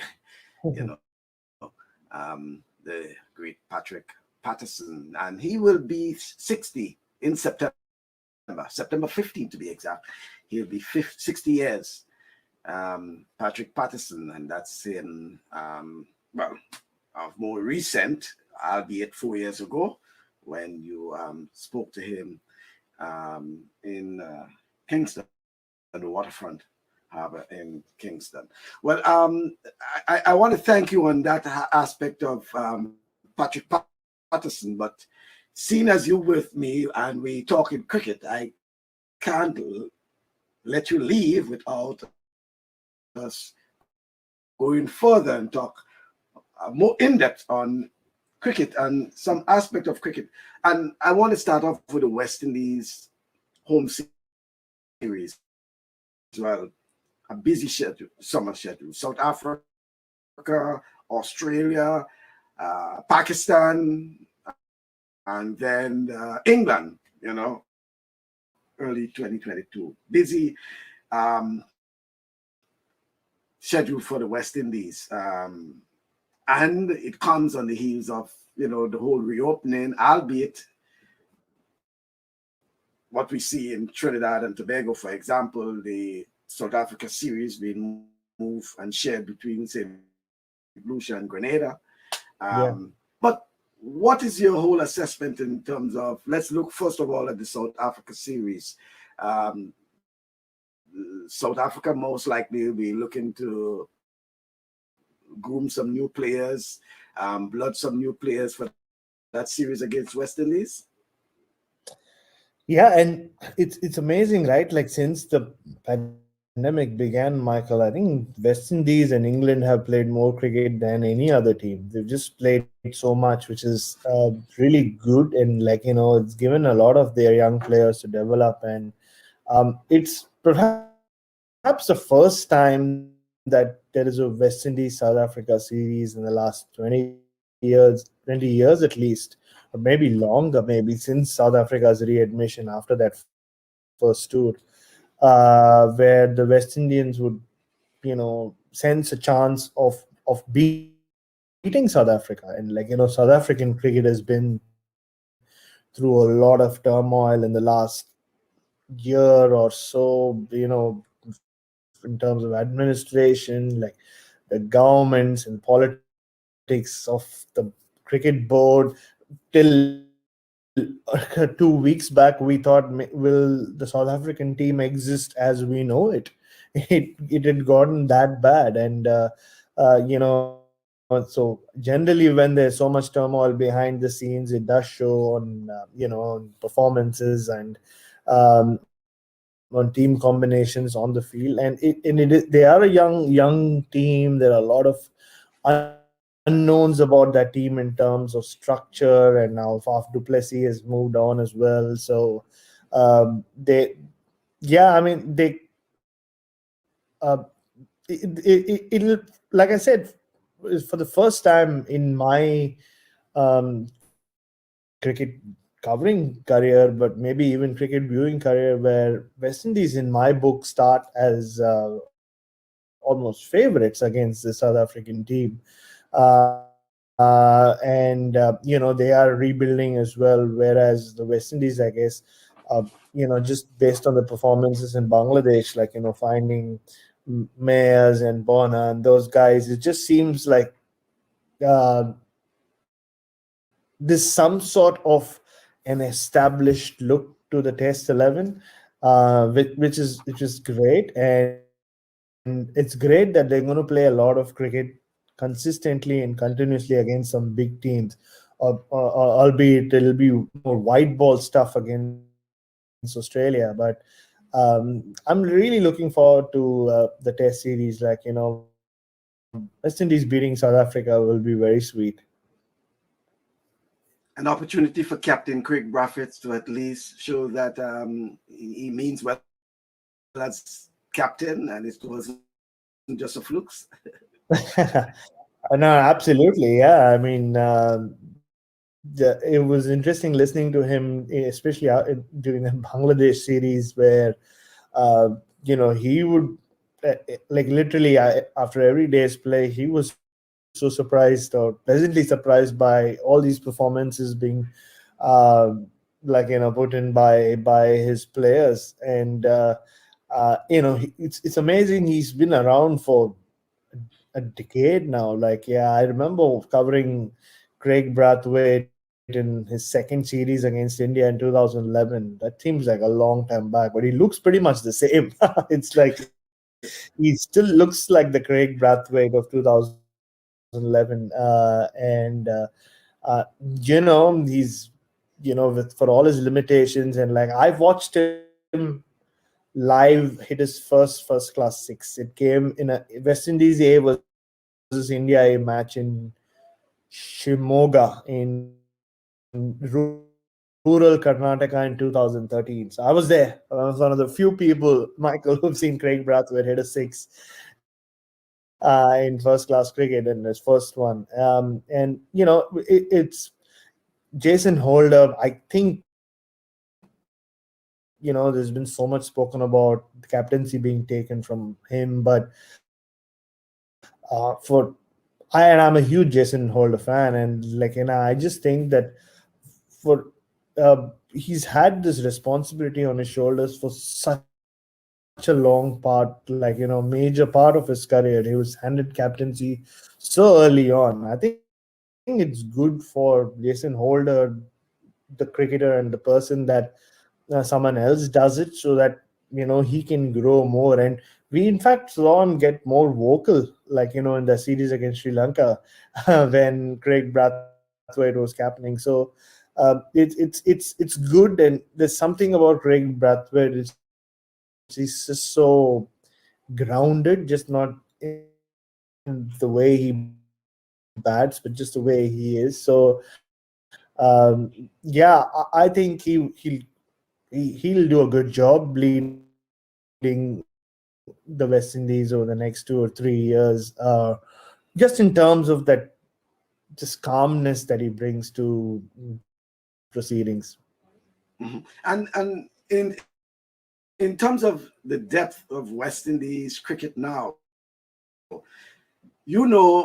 probably a year, 2 years ago, it was difficult, to put together, a strong West Indies team. And I'm saying strong in the context of availability of players. Now, West Indies players are really fighting for a spot on the first 11. Do you think it's a good sign for West Indies cricket? It's an extraordinary sign for West Indies cricket. You're right. For the longest time, and this is no offense to your countrymen, but how many times have we seen seen Devon Smith being brought back to the West Indies playing 11, and and it said as much about his hunger for runs as it did about the fact that not too many others were coming through the ranks. And we've seen someone like Jermaine Blackwood play Test cricket, lose his spot, go back and score a lot of runs in domestic cricket, and come back and become a better cricketer. I mean, Kyron Powell's made a comeback to the camp at least after scoring a lot of runs in domestic cricket. Again, same 2011 batch: Kyron Powell, Kirk Edwards, who's since faded away, Adrian Bharat, who's actually a very good friend of mine, Craig Brathwaite. They're the 2011 batch of West Indies cricket. So that's actually as good a sign as the fact as so many young guys or new guys are coming in. Even Bonner, I mean, he is another one who's been scoring a lot of runs in first class cricket. Sharma Brooks is another one. So it's a good sign that there are so many guys suddenly battling for batting spots, especially. I think even though there's been so much said about West Indies and the bowling attack's not as good as it was in the past, I think that's just very unfair comparison. We've still seen a lot of fast bowlers come in through the system in the last few years, but batting's been a problem, and it's a great sign that they're jostling for spots in the batting lineup. And following the Bangladesh series, the victory, there were those who will argue that it's nothing for the West Indies to really celebrate until such time that they come up against teams like Australia and England and South Africa. But now the test is really on, and when I say test, I mean test in the West Indies, really on, because they have almost back-to-back series. What you think, or what should West Indies be looking at? Is it the actual victories, or as the coach said some time ago, is the consistency in the performance of the West Indies? Well, firstly, beating Bangladesh in Bangladesh, Michael, is a huge task. And I remember mentioning this or writing this when after that series, when they clean swept the Bangladesh in Bangladesh. The last team to have clean swept Bangladesh in Bangladesh were West Indies, but that happened like 6 or 7 years prior to it happening. Prior to it happening this year. So it's there have been so many teams who've gone and failed to beat Bangladesh in Bangladesh. You name it. So I think it was a great achievement. This is not the Bangladesh of 2005. This is the Bangladesh of 2020, 2021. They have become a very strong team at home. So it was a big achievement. But yes, I mean, you want that consistency. And I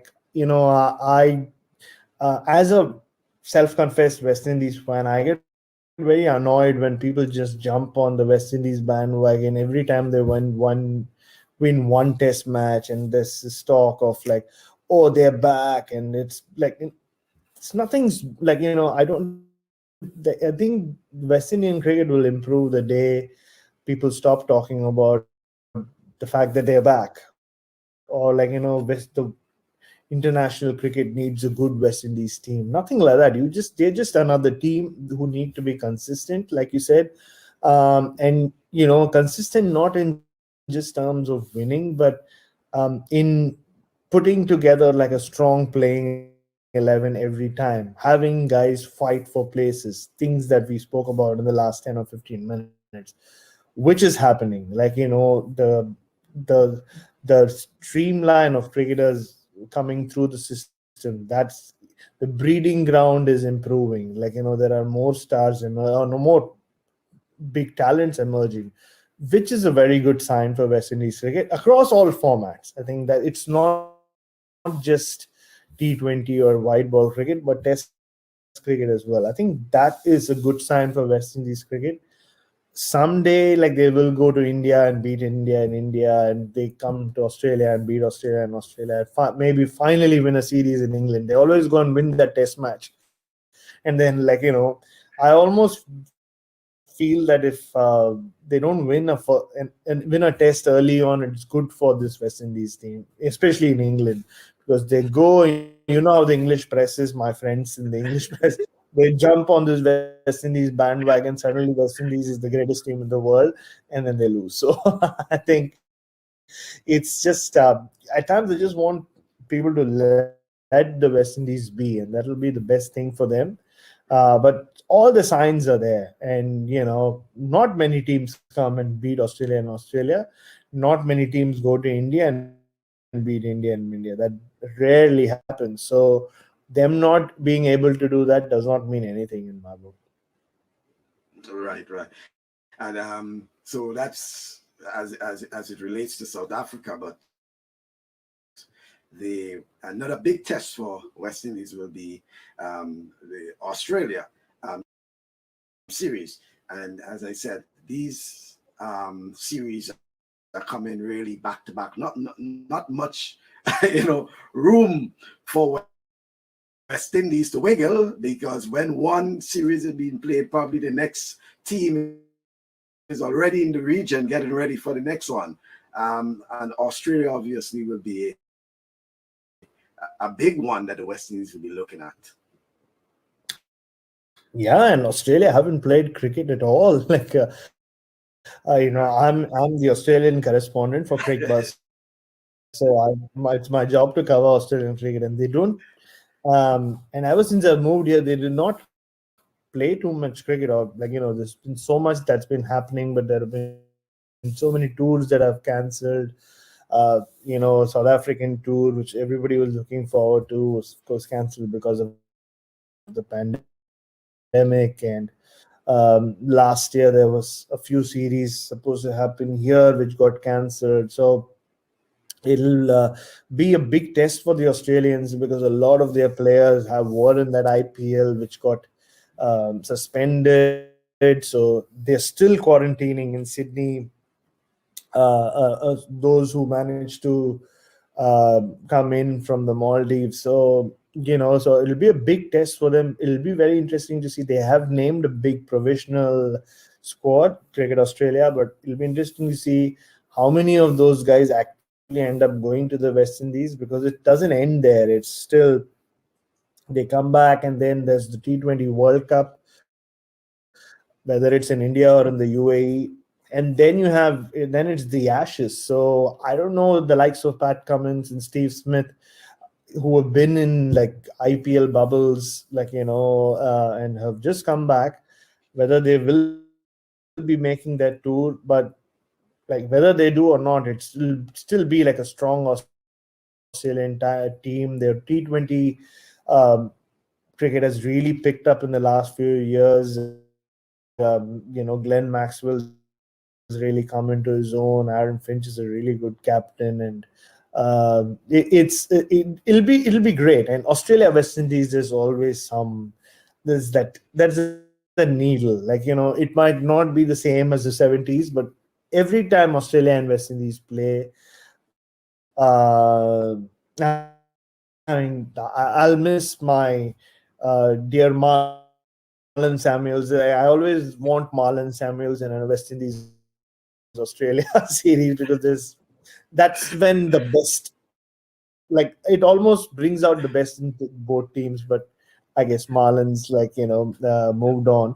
But it'll be great fun. There'll be like some noodle, and not just for the West Indies. It'll be a big tour for a lot of these Australians who've not played international cricket as much as they would have liked.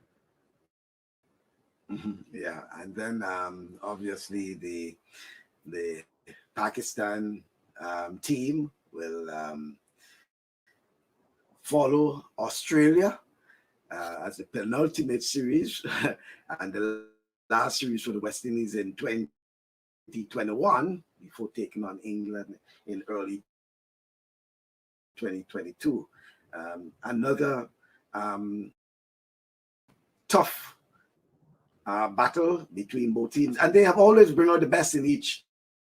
When they do meet each other, Pakistan and West Indies. Yeah, I mean, the cliche with both teams is you never know which Pakistan team or which West Indies team is going to show up. And that's one cliche in cricket that I believe in, because it's true. You never know, they can have the best of days, but they can also have like the worst of days. The same team, that too. And Pakistan, especially in the last couple of years, there's a lot of amazing young talent that's come through. They always have a lot of youth in their bowling attack, but we're seeing up and down the order in all formats. The PSL has been very good for Pakistan, just as the CPL has been for the Caribbean. A lot of young talent coming through and a lot of exciting players. Last year, when Pakistan was over in Australia, we saw the birth of Naseem Shah, 16-year-old Naseem Shah, and the growth of Shaheen Shah Afridi. So I know Naseem Shah is battling injury at the moment, but it always makes for exciting cricket. And it has a lot to do with, you don't know, which side of the bed either team is going to wake up from. But like you correctly said, Michael, they do bring out the best in each other, and they have historically. Mm-hmm. And then England, West Indies will be going up against England, albeit they were the first to, during the pandemic, well, they basically were like the guinea pigs for cricket. To see how things are going regarding the pandemic, and successfully in terms of the bubble, the whole cricket bubble. So they'll be meeting again, and assume that both teams, well, I shouldn't say both teams, but West Indies in particular, may be looking to really settle a score this time at home. And England don't win much in the Caribbean, do they? And there's always some extraordinary performances by individual players in the West Indies. Yeah. Whenever England travel, I mean, if you go back into 2009 in Jerome Taylor, or Jason Holder and Shane Dowrich, Cotley Ambrose, Oh yeah, yeah, exactly. I mean, England just bring out the best in the best and the rarely the worst, but the best in the West Indies, and it'll be after the Ashes as well, so it'll have a lot of it'll be interesting what happens to England in Australia, by the time they go to the West Indies, and hopefully by then most of the world is vaccinated. And I remember the late Tony Cozier telling me once about how the GDP of Barbados grows every time there's an England tour because of the Barmy Army. And so it'll be, that's one thing, one charm about England. Watching England play in the West Indies is having the Barmy Army in the stands. It's different to, I know people talk up the Indian crowds, but it's just very different watching the Barmy Army, especially in the West Indies. So hopefully by then the world has opened up. Maybe I can meet you in person, Michael, by then, and that'll be a fun tour. It's always a fun tour to watch, even on TV. Yeah, England always bring out the best And as you say, the army, not just in Barbados, but also Antigua. You know, they always like to, they have a favorite in Antigua as well. You know, with, with, with that. But interesting enough, though, there has been a lot of talk recently about young, I don't know if you have been following it, young Hetmeyer from Guyana, and the whole issue about his fitness, and you know, all the talk surrounding him. And interesting enough, most of the talk coming from, let's say, Guyana, you know, his birthplace, and chief selector is actually from Guyana, Roger Harper. You know, does it say something that Roger Harper probably is seeing something that the ordinary person may not be seeing, that of Hetmeyer, and he's more interested in the cricketers' development more so than anything else. And you know, he's seeing talent, he's seeing something, and very much interested in the cricketers' development. But personally, what have you made of Shipna Hetmeyer? You know, one of the last tours or last series I covered before leaving India was the West Indies tour of India in 2018. And Wow. Shimron Hetmeyer was one of the stars of that series, especially the one-day leg where I think he made 100, and he really emerged as the one to watch. And I remember writing a story on a manga. It was an interesting story because I spoke to his coaches back in Guyana, and one of them had actually moved to the US.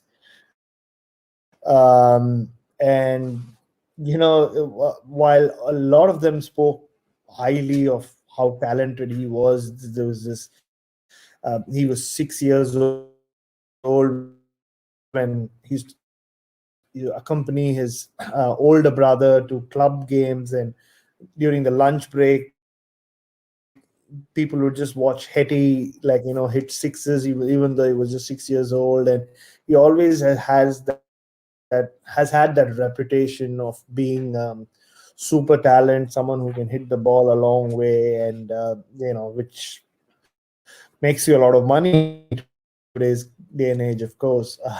But what was also interesting is a lot of people, everybody I spoke to, had this massive say on his personal life. Without getting into the details, I'm sure a lot of people who, like, you know, have followed his career might guess what I'm talking about. A lot of people were like, you know, these coaches and his seniors were more bothered by, like I said, the decisions he was taking in his personal life than what he was doing on the field. And this is when he was at his peak in 2017. You know, these days there's so much more talk of Nicholas Puran, but back then in 2017, he was looked at as the next big thing of West Indies cricket, especially, you know, scoring runs the way he was scoring runs and doing it in India. And yeah, a couple of them even said you should go advise him to make better choices in his personal life. And I was like, I don't even know the kid. Like, you know, I've never even met him. Like, you know, it was just one coach was upset that after scoring that first 100, he did not, you know, thank the Lord. He thanked, like, you know, someone else before the Lord, and he said that's not done. That tells you he's not humble enough. And I was like, wait, I'm here trying to write a positive story, but people are just talking about his personal life. So, which told me that he's always divided opinions, not just in the Caribbean but in Guyana. And I guess it's tough when you have a system like that, when you as the selector represent, or you are from that island like Roger Harper is. So maybe it's tough love, maybe it has he's noticed something, like you said, purely in the Delhi Capitals, the IPL team he plays for, they love him. You can see the love and respect. He's been retained now. They back him every time he plays, and you don't. But you can see that he's kind of dropped down the pecking order since 2018. I think even going into that World Cup, I thought he was looked at as the big star in that middle order. But I think Puran has kind of upstaged him in some ways. But there are so many others who come into that Test lineup. I just don't think he was consistent enough in Test cricket. So, maybe it's happening at the right time. He's still a very young man. So whatever it is they've noticed, I'm sure he can overcome it. And purely based on talent, he's such an exciting cricketer. I hope we see a lot of him in West Indian colors for many years to come. Brilliant enough. I need to ask you, Bharat, as a cricket writer, how difficult it is for you to sit down and do writing on cricket, especially Test matches.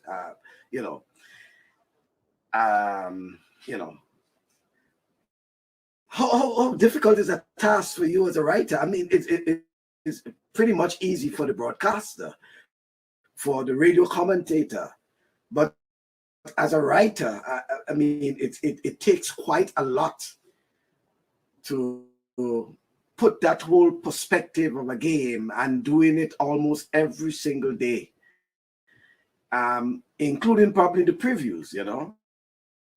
How much it takes and how difficult it is as a writer. And I mean, you have been doing it for a while. Share with me what's the thought pattern as a cricket writer. I'm so glad you called it a difficult job, Michael. Very few people do. People always look at it as some you know, glorified job where you just get to watch cricket for free and get to travel the world. Those are the perks that come along with it. But I mean, it's you really need to enjoy it, like any job, I guess. But you can look the way you want to, Michael, when you're not on TV. You can grow your hair out. You can have an unkempt beard. So those things, even if you're doing radio like I do quite often, your face is not on camera. You can dress up in whatever way you want to. And there's one reputation I have around the world of always looking like I'm going to the beach, which is not a bad reputation to have, regardless of whether I'm covering a test match in Manchester or whether I'm actually in Barbados. So, so there are a lot of good things to this job, but it's difficult in the sense that, like you said, you're doing it day in, day out. And unlike a lot of other sport, you're pretty much covering those 5 or 6 countries, or 5 or 6 teams over and over and over again. So at times that freshness might not always be there, which might be there a lot more in other sport where you are covering, many more teams or many more countries, and there's more variety. But I've always found Test cricket more fun to cover than the shorter formats, because I love storytelling as a format, and Test cricket just gives you so much more time, right? You can build so much drama around around a test match, around a day's play, around one session, really, if you want to, if you really observe well. And I love watching cricket. So, and I love observing cricket. There's a big difference. Like I really want to. I get involved with the cricket. I watch, like to watch 360 degrees of what's happening, and kind of it gives you context to why the whys and the whats of not just the runs and the wickets, but also everything, every tactic, every single movement that a batsman or a bowler or a fielder makes on the field. And I think it's like at times like a day's cricket in a test match, especially.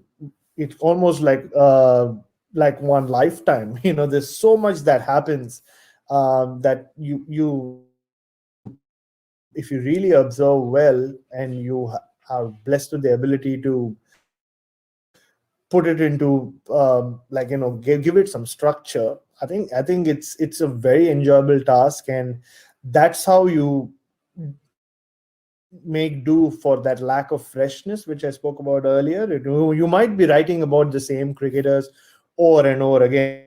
I mean, especially when you cover teams like India and Australia, how many times can you write about how great Virat Kohli is, or how great Steve Smith is, or how quirky Manas Labuschagne is? But you still have to find different ways of doing it, which is, for me, is the biggest challenge. And I always talk about the press box, the written press anyway. During a test match, I compare it to people serving a life sentence. To just quote from the Shawshank Redemption, like Morgan Freeman says, a man would do anything to keep himself occupied, because once you enter the press box, you're there for those 7 or 8 hours. Of course, unlike in a life sentence, you've offered a lot of free food and a lot of everything. The fridge is always stocked. In some places, you're even offered some free alcohol, especially in South Africa, depending on who the sponsor is. But you see different people doing different things. Some people are just on Twitter. Some people are watching something else on their laptop. But then there are people like me who are I'm the loudest and the most maybe obnoxious person in a press box. I'm always talking, but I'm also always observing. So that is the way I serve my life sentence in the press box, I guess, by being noisy but also observing every minute detail. And it's not an easy task. Especially when you're on tour for long periods. 2019, I was in England for 4 months. You're away from family, you're on the move every day, and to watch every net session, to write previews and all that. After a point, it can get to you, in any other job. But Test cricket is so much easier. One day cricket is increasingly found more difficult than any other format. T20 is the best. So one format you can cover with a hangover, because you can sleep the hangover off and still go to work at 7 p.m. and you're fresh. It's T20 cricket, because there's so much strategy and so much tactics that gets jammed into those 2 hours. It's fun to write. One day cricket suddenly is just it used to be fun when I started covering, but it's just become a challenge to be able to find a narrative, because there are so many one dayers which have no relevance at times. They're just a random 3 match series, especially India, Australia, they play each other so many times. It's very difficult to build up that drama about one thing. Just overexposed almost. This is saturation level that you reach. So one day cricket is challenging, but tests in T20, tests in particular, I love writing on Test cricket.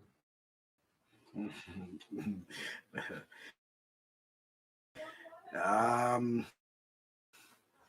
so let's look at the future of cricket as we get ready to wrap up on this very interesting program. And do you think that cricket will get Olympic game status in the near future? We know of it getting its way around the Commonwealth Games, but in terms of Olympic game status, do you think cricket will get that? Michael, I've always believed that,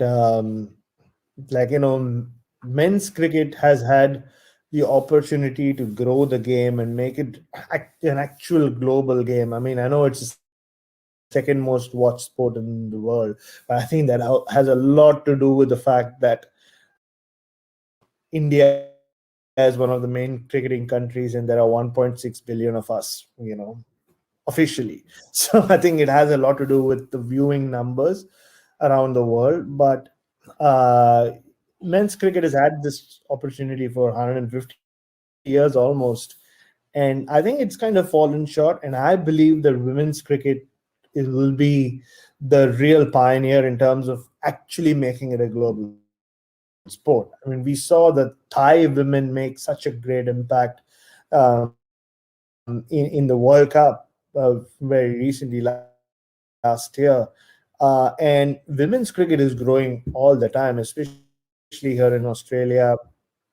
I know it's been it hasn't really caught up to that level in countries like India and to an extent even in the West Indies. But in terms of exposure, but that's going to happen as well. And I think, it's already, we've seen women's cricket in the Asian Games. We saw it, and it's coming back now. This Commonwealth Games where cricket's going to be played again, like women are going to play. So, men's cricket can stay where it is, but women's cricket, I think, will really surge ahead and pave the path for Olympic recognition. I'm sure it'll be in the Olympics maybe in the next 8 or 12 years. And it has to. I mean, if you really want to call yourself a global sport, you need to be part of the Olympics. I know historically it's been looked at as, but cricket is it can survive without getting that kind of world recognition. But I think that attitude has to change. And one of the most important things that will happen by taking it to the Olympics is, I think the Chinese market will get really interested. And I think cricket needs China in many ways. China and the USA, big countries, needs it. What I mean by that is it'll really grow the sport even more. And I think it's a sport that can entertain people around the world if marketed properly. And getting that Olympic tag will be very important. And I think the women are going to do it. Men have failed too long. Not good news for men, though. Well, I really want to I really want to thank you for that conversation there, and just to let you know that while we were speaking, the GoFundMe had capped over $11,000, so it is actually growing. It's now 11,000 plus. And I think you're getting very close to the $20,000 goal, which is what you're hoping to achieve. And we hope probably within the next few days that it will really catch on. And I want to thank you for spreading the news on Patrick Patterson certainly I think a lot of folks may have been asking about that, and in retrospect, it probably may open, the whole conversation about these legends. Where are they? What are they doing? Yes, we have been seeing and hearing the likes of, Sir Viv Richards, and whether it's Courtney Ambrose, Courtney Ambrose and others, so Andy Roberts and others, but there are others who we have not heard or seen in quite a while, and definitely this might spark some interest, and there will be some curiosity as well, and questions will be asked, and hopefully answers forthcoming. Bharat? Absolutely. And I just say this, Michael. I just hope that in the future it doesn't take some random journalist somewhere, Indian journalist living in Australia, to do something like this. Like, we live in a world where sport is so professional. There are associations, there are bodies, players' bodies, and these guys need to be, guys and girls need to be taken care of. We see a lot of these cases, not just in cricket, other sport as well, where you suddenly hear about, and it's generally journalists like you and me who bring these stories to the forefront about what someone's suffering through. I've seen it everywhere. I think the responsibility, the onus should be on these bodies. Like, once you have had he or she represent you at that level, I think it's the onus is on you to take care of them, and hopefully it doesn't come down to, like I said, some fellow somewhere starting a fundraiser for an ex cricketer who brought joy to so many people around the world, and you're seeing that joy being reflected, and people paying back in paying back in style. Really, it's great to see what people I want to thank each and everyone for sharing and contributing. It's generally they say it's going for a good cause. I think, yeah, what better cause than to bring joy and happiness to someone who did that for you, when you were growing up, maybe. So it's good, but it shouldn't come down to people like me. Honestly, there are bodies, richer bodies than out there, who should be some people have tweeted and even emailed me, Michael, saying, why aren't you going and asking the rich cricketers to come out and contribute? Why should it be common people who are doing it? I mean, common people are still doing it, and I don't think it's the cricketers' responsibility per se, unless they had some personal relationship with it. I think it's these bodies that without pointing fingers at the West Indies Cricket Board. Anyway, it happens everywhere. It's just one example. It happens in Australia. I've heard so many stories of non-cricketing sports people from other facets of the industry who are struggling, whose plight comes to the fore through pieces like the one I wrote on Patrick Patterson. So it should not be happening. It shouldn't come down to people like me. Yeah, but at the same time, there might be those who saying that it's happening too often and too many, and something must be done. Yes, there will be those who may fall through the crack for other reasons, but there should be a system in place to ensure or to minimize, to mitigate these sort of occurrences. Too many, and to the detriment of the sport because you will tend to fail to attract, young cricketers who will probably juggle between, especially here in the West Indies, where there's the, basketball, for example, with the NBA, lucrative NBA, for example. Then there is the football, and so close to scholarships in U.S. colleges for various sports and things. We find out that some of them even go into baseball, as once cricketer, going into baseball for pitching and fielding, things like that. So cricket has to be very, very careful. Cricket in the West Indies in particular has to be very careful. Absolutely, yeah. I mean, it's something that we've heard happening over such a long period of time. I mean, from the 90s onwards, since cable TV and American television became a big deal in the West Indies. So yeah, I mean, it's a lesson, like we discussed earlier, for everyone. And sport is filled with so many positive stories, but there are also stories of people, men and women, who played at the highest level, and for whatever reason, like, fall on hard times, or slip through the crack, like you said. But they need to be offered a helping hand. Everybody,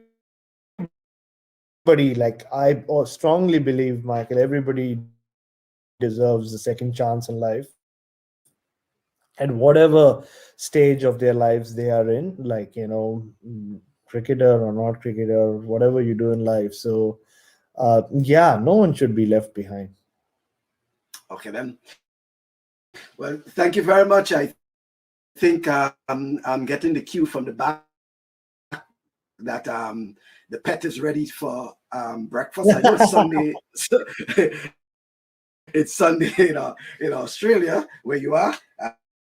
And I think the pet is giving me the cue that it's time, it's time up. And I want to thank you, Bharat, for being with me this Sunday in Australia, Saturday in over here in New York and the Caribbean in particular. Thank you for the conversation, and I hope we can chat sometime again. And looking forward to more support for Patrick Patterson. Thank you for that initiative, and I'm hoping that even here in the United States and the Caribbean, that there could be some support for Patrick Patterson. Thank you. Thank you so much for having me, Michael. Yeah, I know she started walking around, which means that if I don't take her to bed now, it'll be a sleepless night for me. So thank you so much. And it's winter time, so I don't want to be outside either. So thank you so much, and thank you again for everyone for supporting and contributing. And I mean, it's hopefully things look up for Mr. Patterson, and he finds that confidence to live life like we do, really from the periphery of the world. Like I said, he comes into, like, and shares the world that we live in. And it's been a pleasure, Michael. It's like you notice, I have gone on a bit, so my apologies for that. But thank you so much for having me on. No, I appreciate you sharing, because obviously it was on short notice, and also that you were able to give I would say quite an insight into that of Patrick Patterson. Your meeting with Patrick Patterson, and I think it's more overwhelming now that people could understand the plight he's going through, and hopefully that something could be done. And I want to thank you for sharing that story with us. Thank you. Thank you, Michael. Okay, then.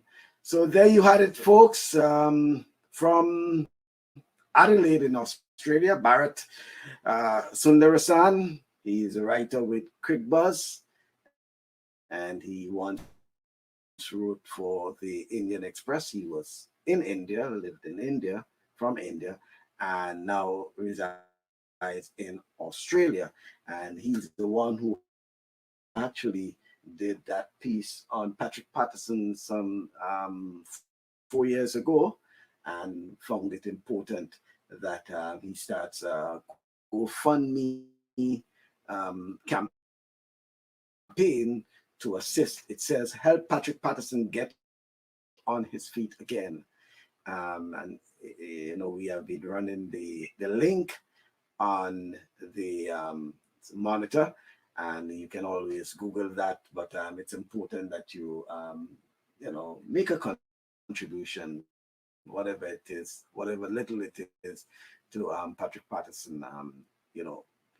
As explained by Bharat, Patrick called him and really expressed some desperation, I will say, and he thought it best to start a GoFundMe. It's his first time, as everyone will have a first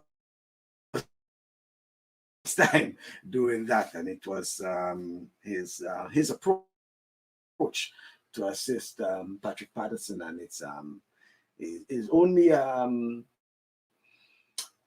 goal of $20,000. He's somewhere close to that. I say close, but let's say it's past the halfway mark, just past the halfway mark, and we hope that that will spread awareness to not just cricket fans, but also the Jamaica Cricket Association, Cricket West Indies Players Association, others, that there must be some place to assist these former cricketers. And we do not know the extent to which Patrick Patterson has been approached in terms of his native Jamaica, but he is in a situation now where he needs the assistance, and I want to thank Bharat for that initiative. All the way, I say all the way, it took someone all the way in Australia to see the importance and really make an effort to assist Patrick Patterson. Patrick has been one of the fearful among the pacers, and it's 20 plus years, but still he made that contribution to West Indies cricket. And as I showed earlier, he was among the top bowlers. You're seeing Sir Curtly Ambrose and others in that photo with Patrick Patterson. Yes, he made his contribution to West Indies cricket.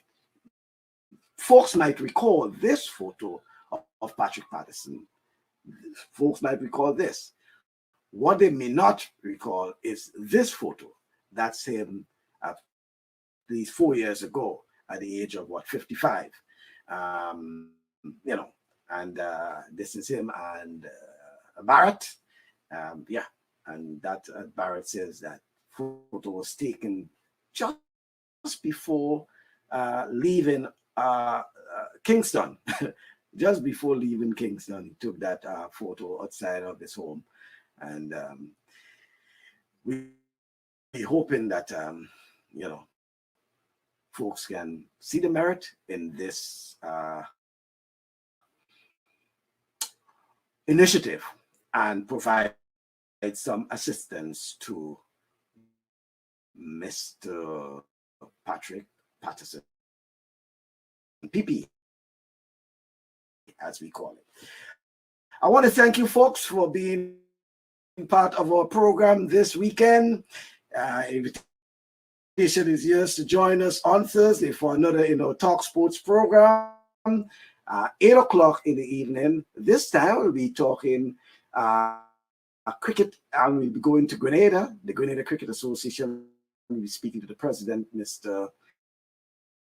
Dwayne Gill. We will be talking about a new initiative taking place in cricket in Grenada. And we look forward to that program come up on Thursday between 8 o'clock and 9 o'clock in the evening. Once again, I want to thank you, and do enjoy your weekend.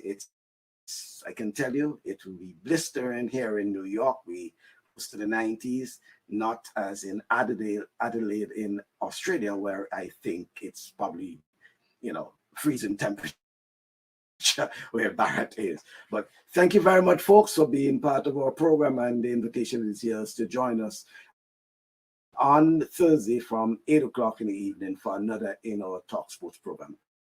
I'm Michael Bascom. Good afternoon.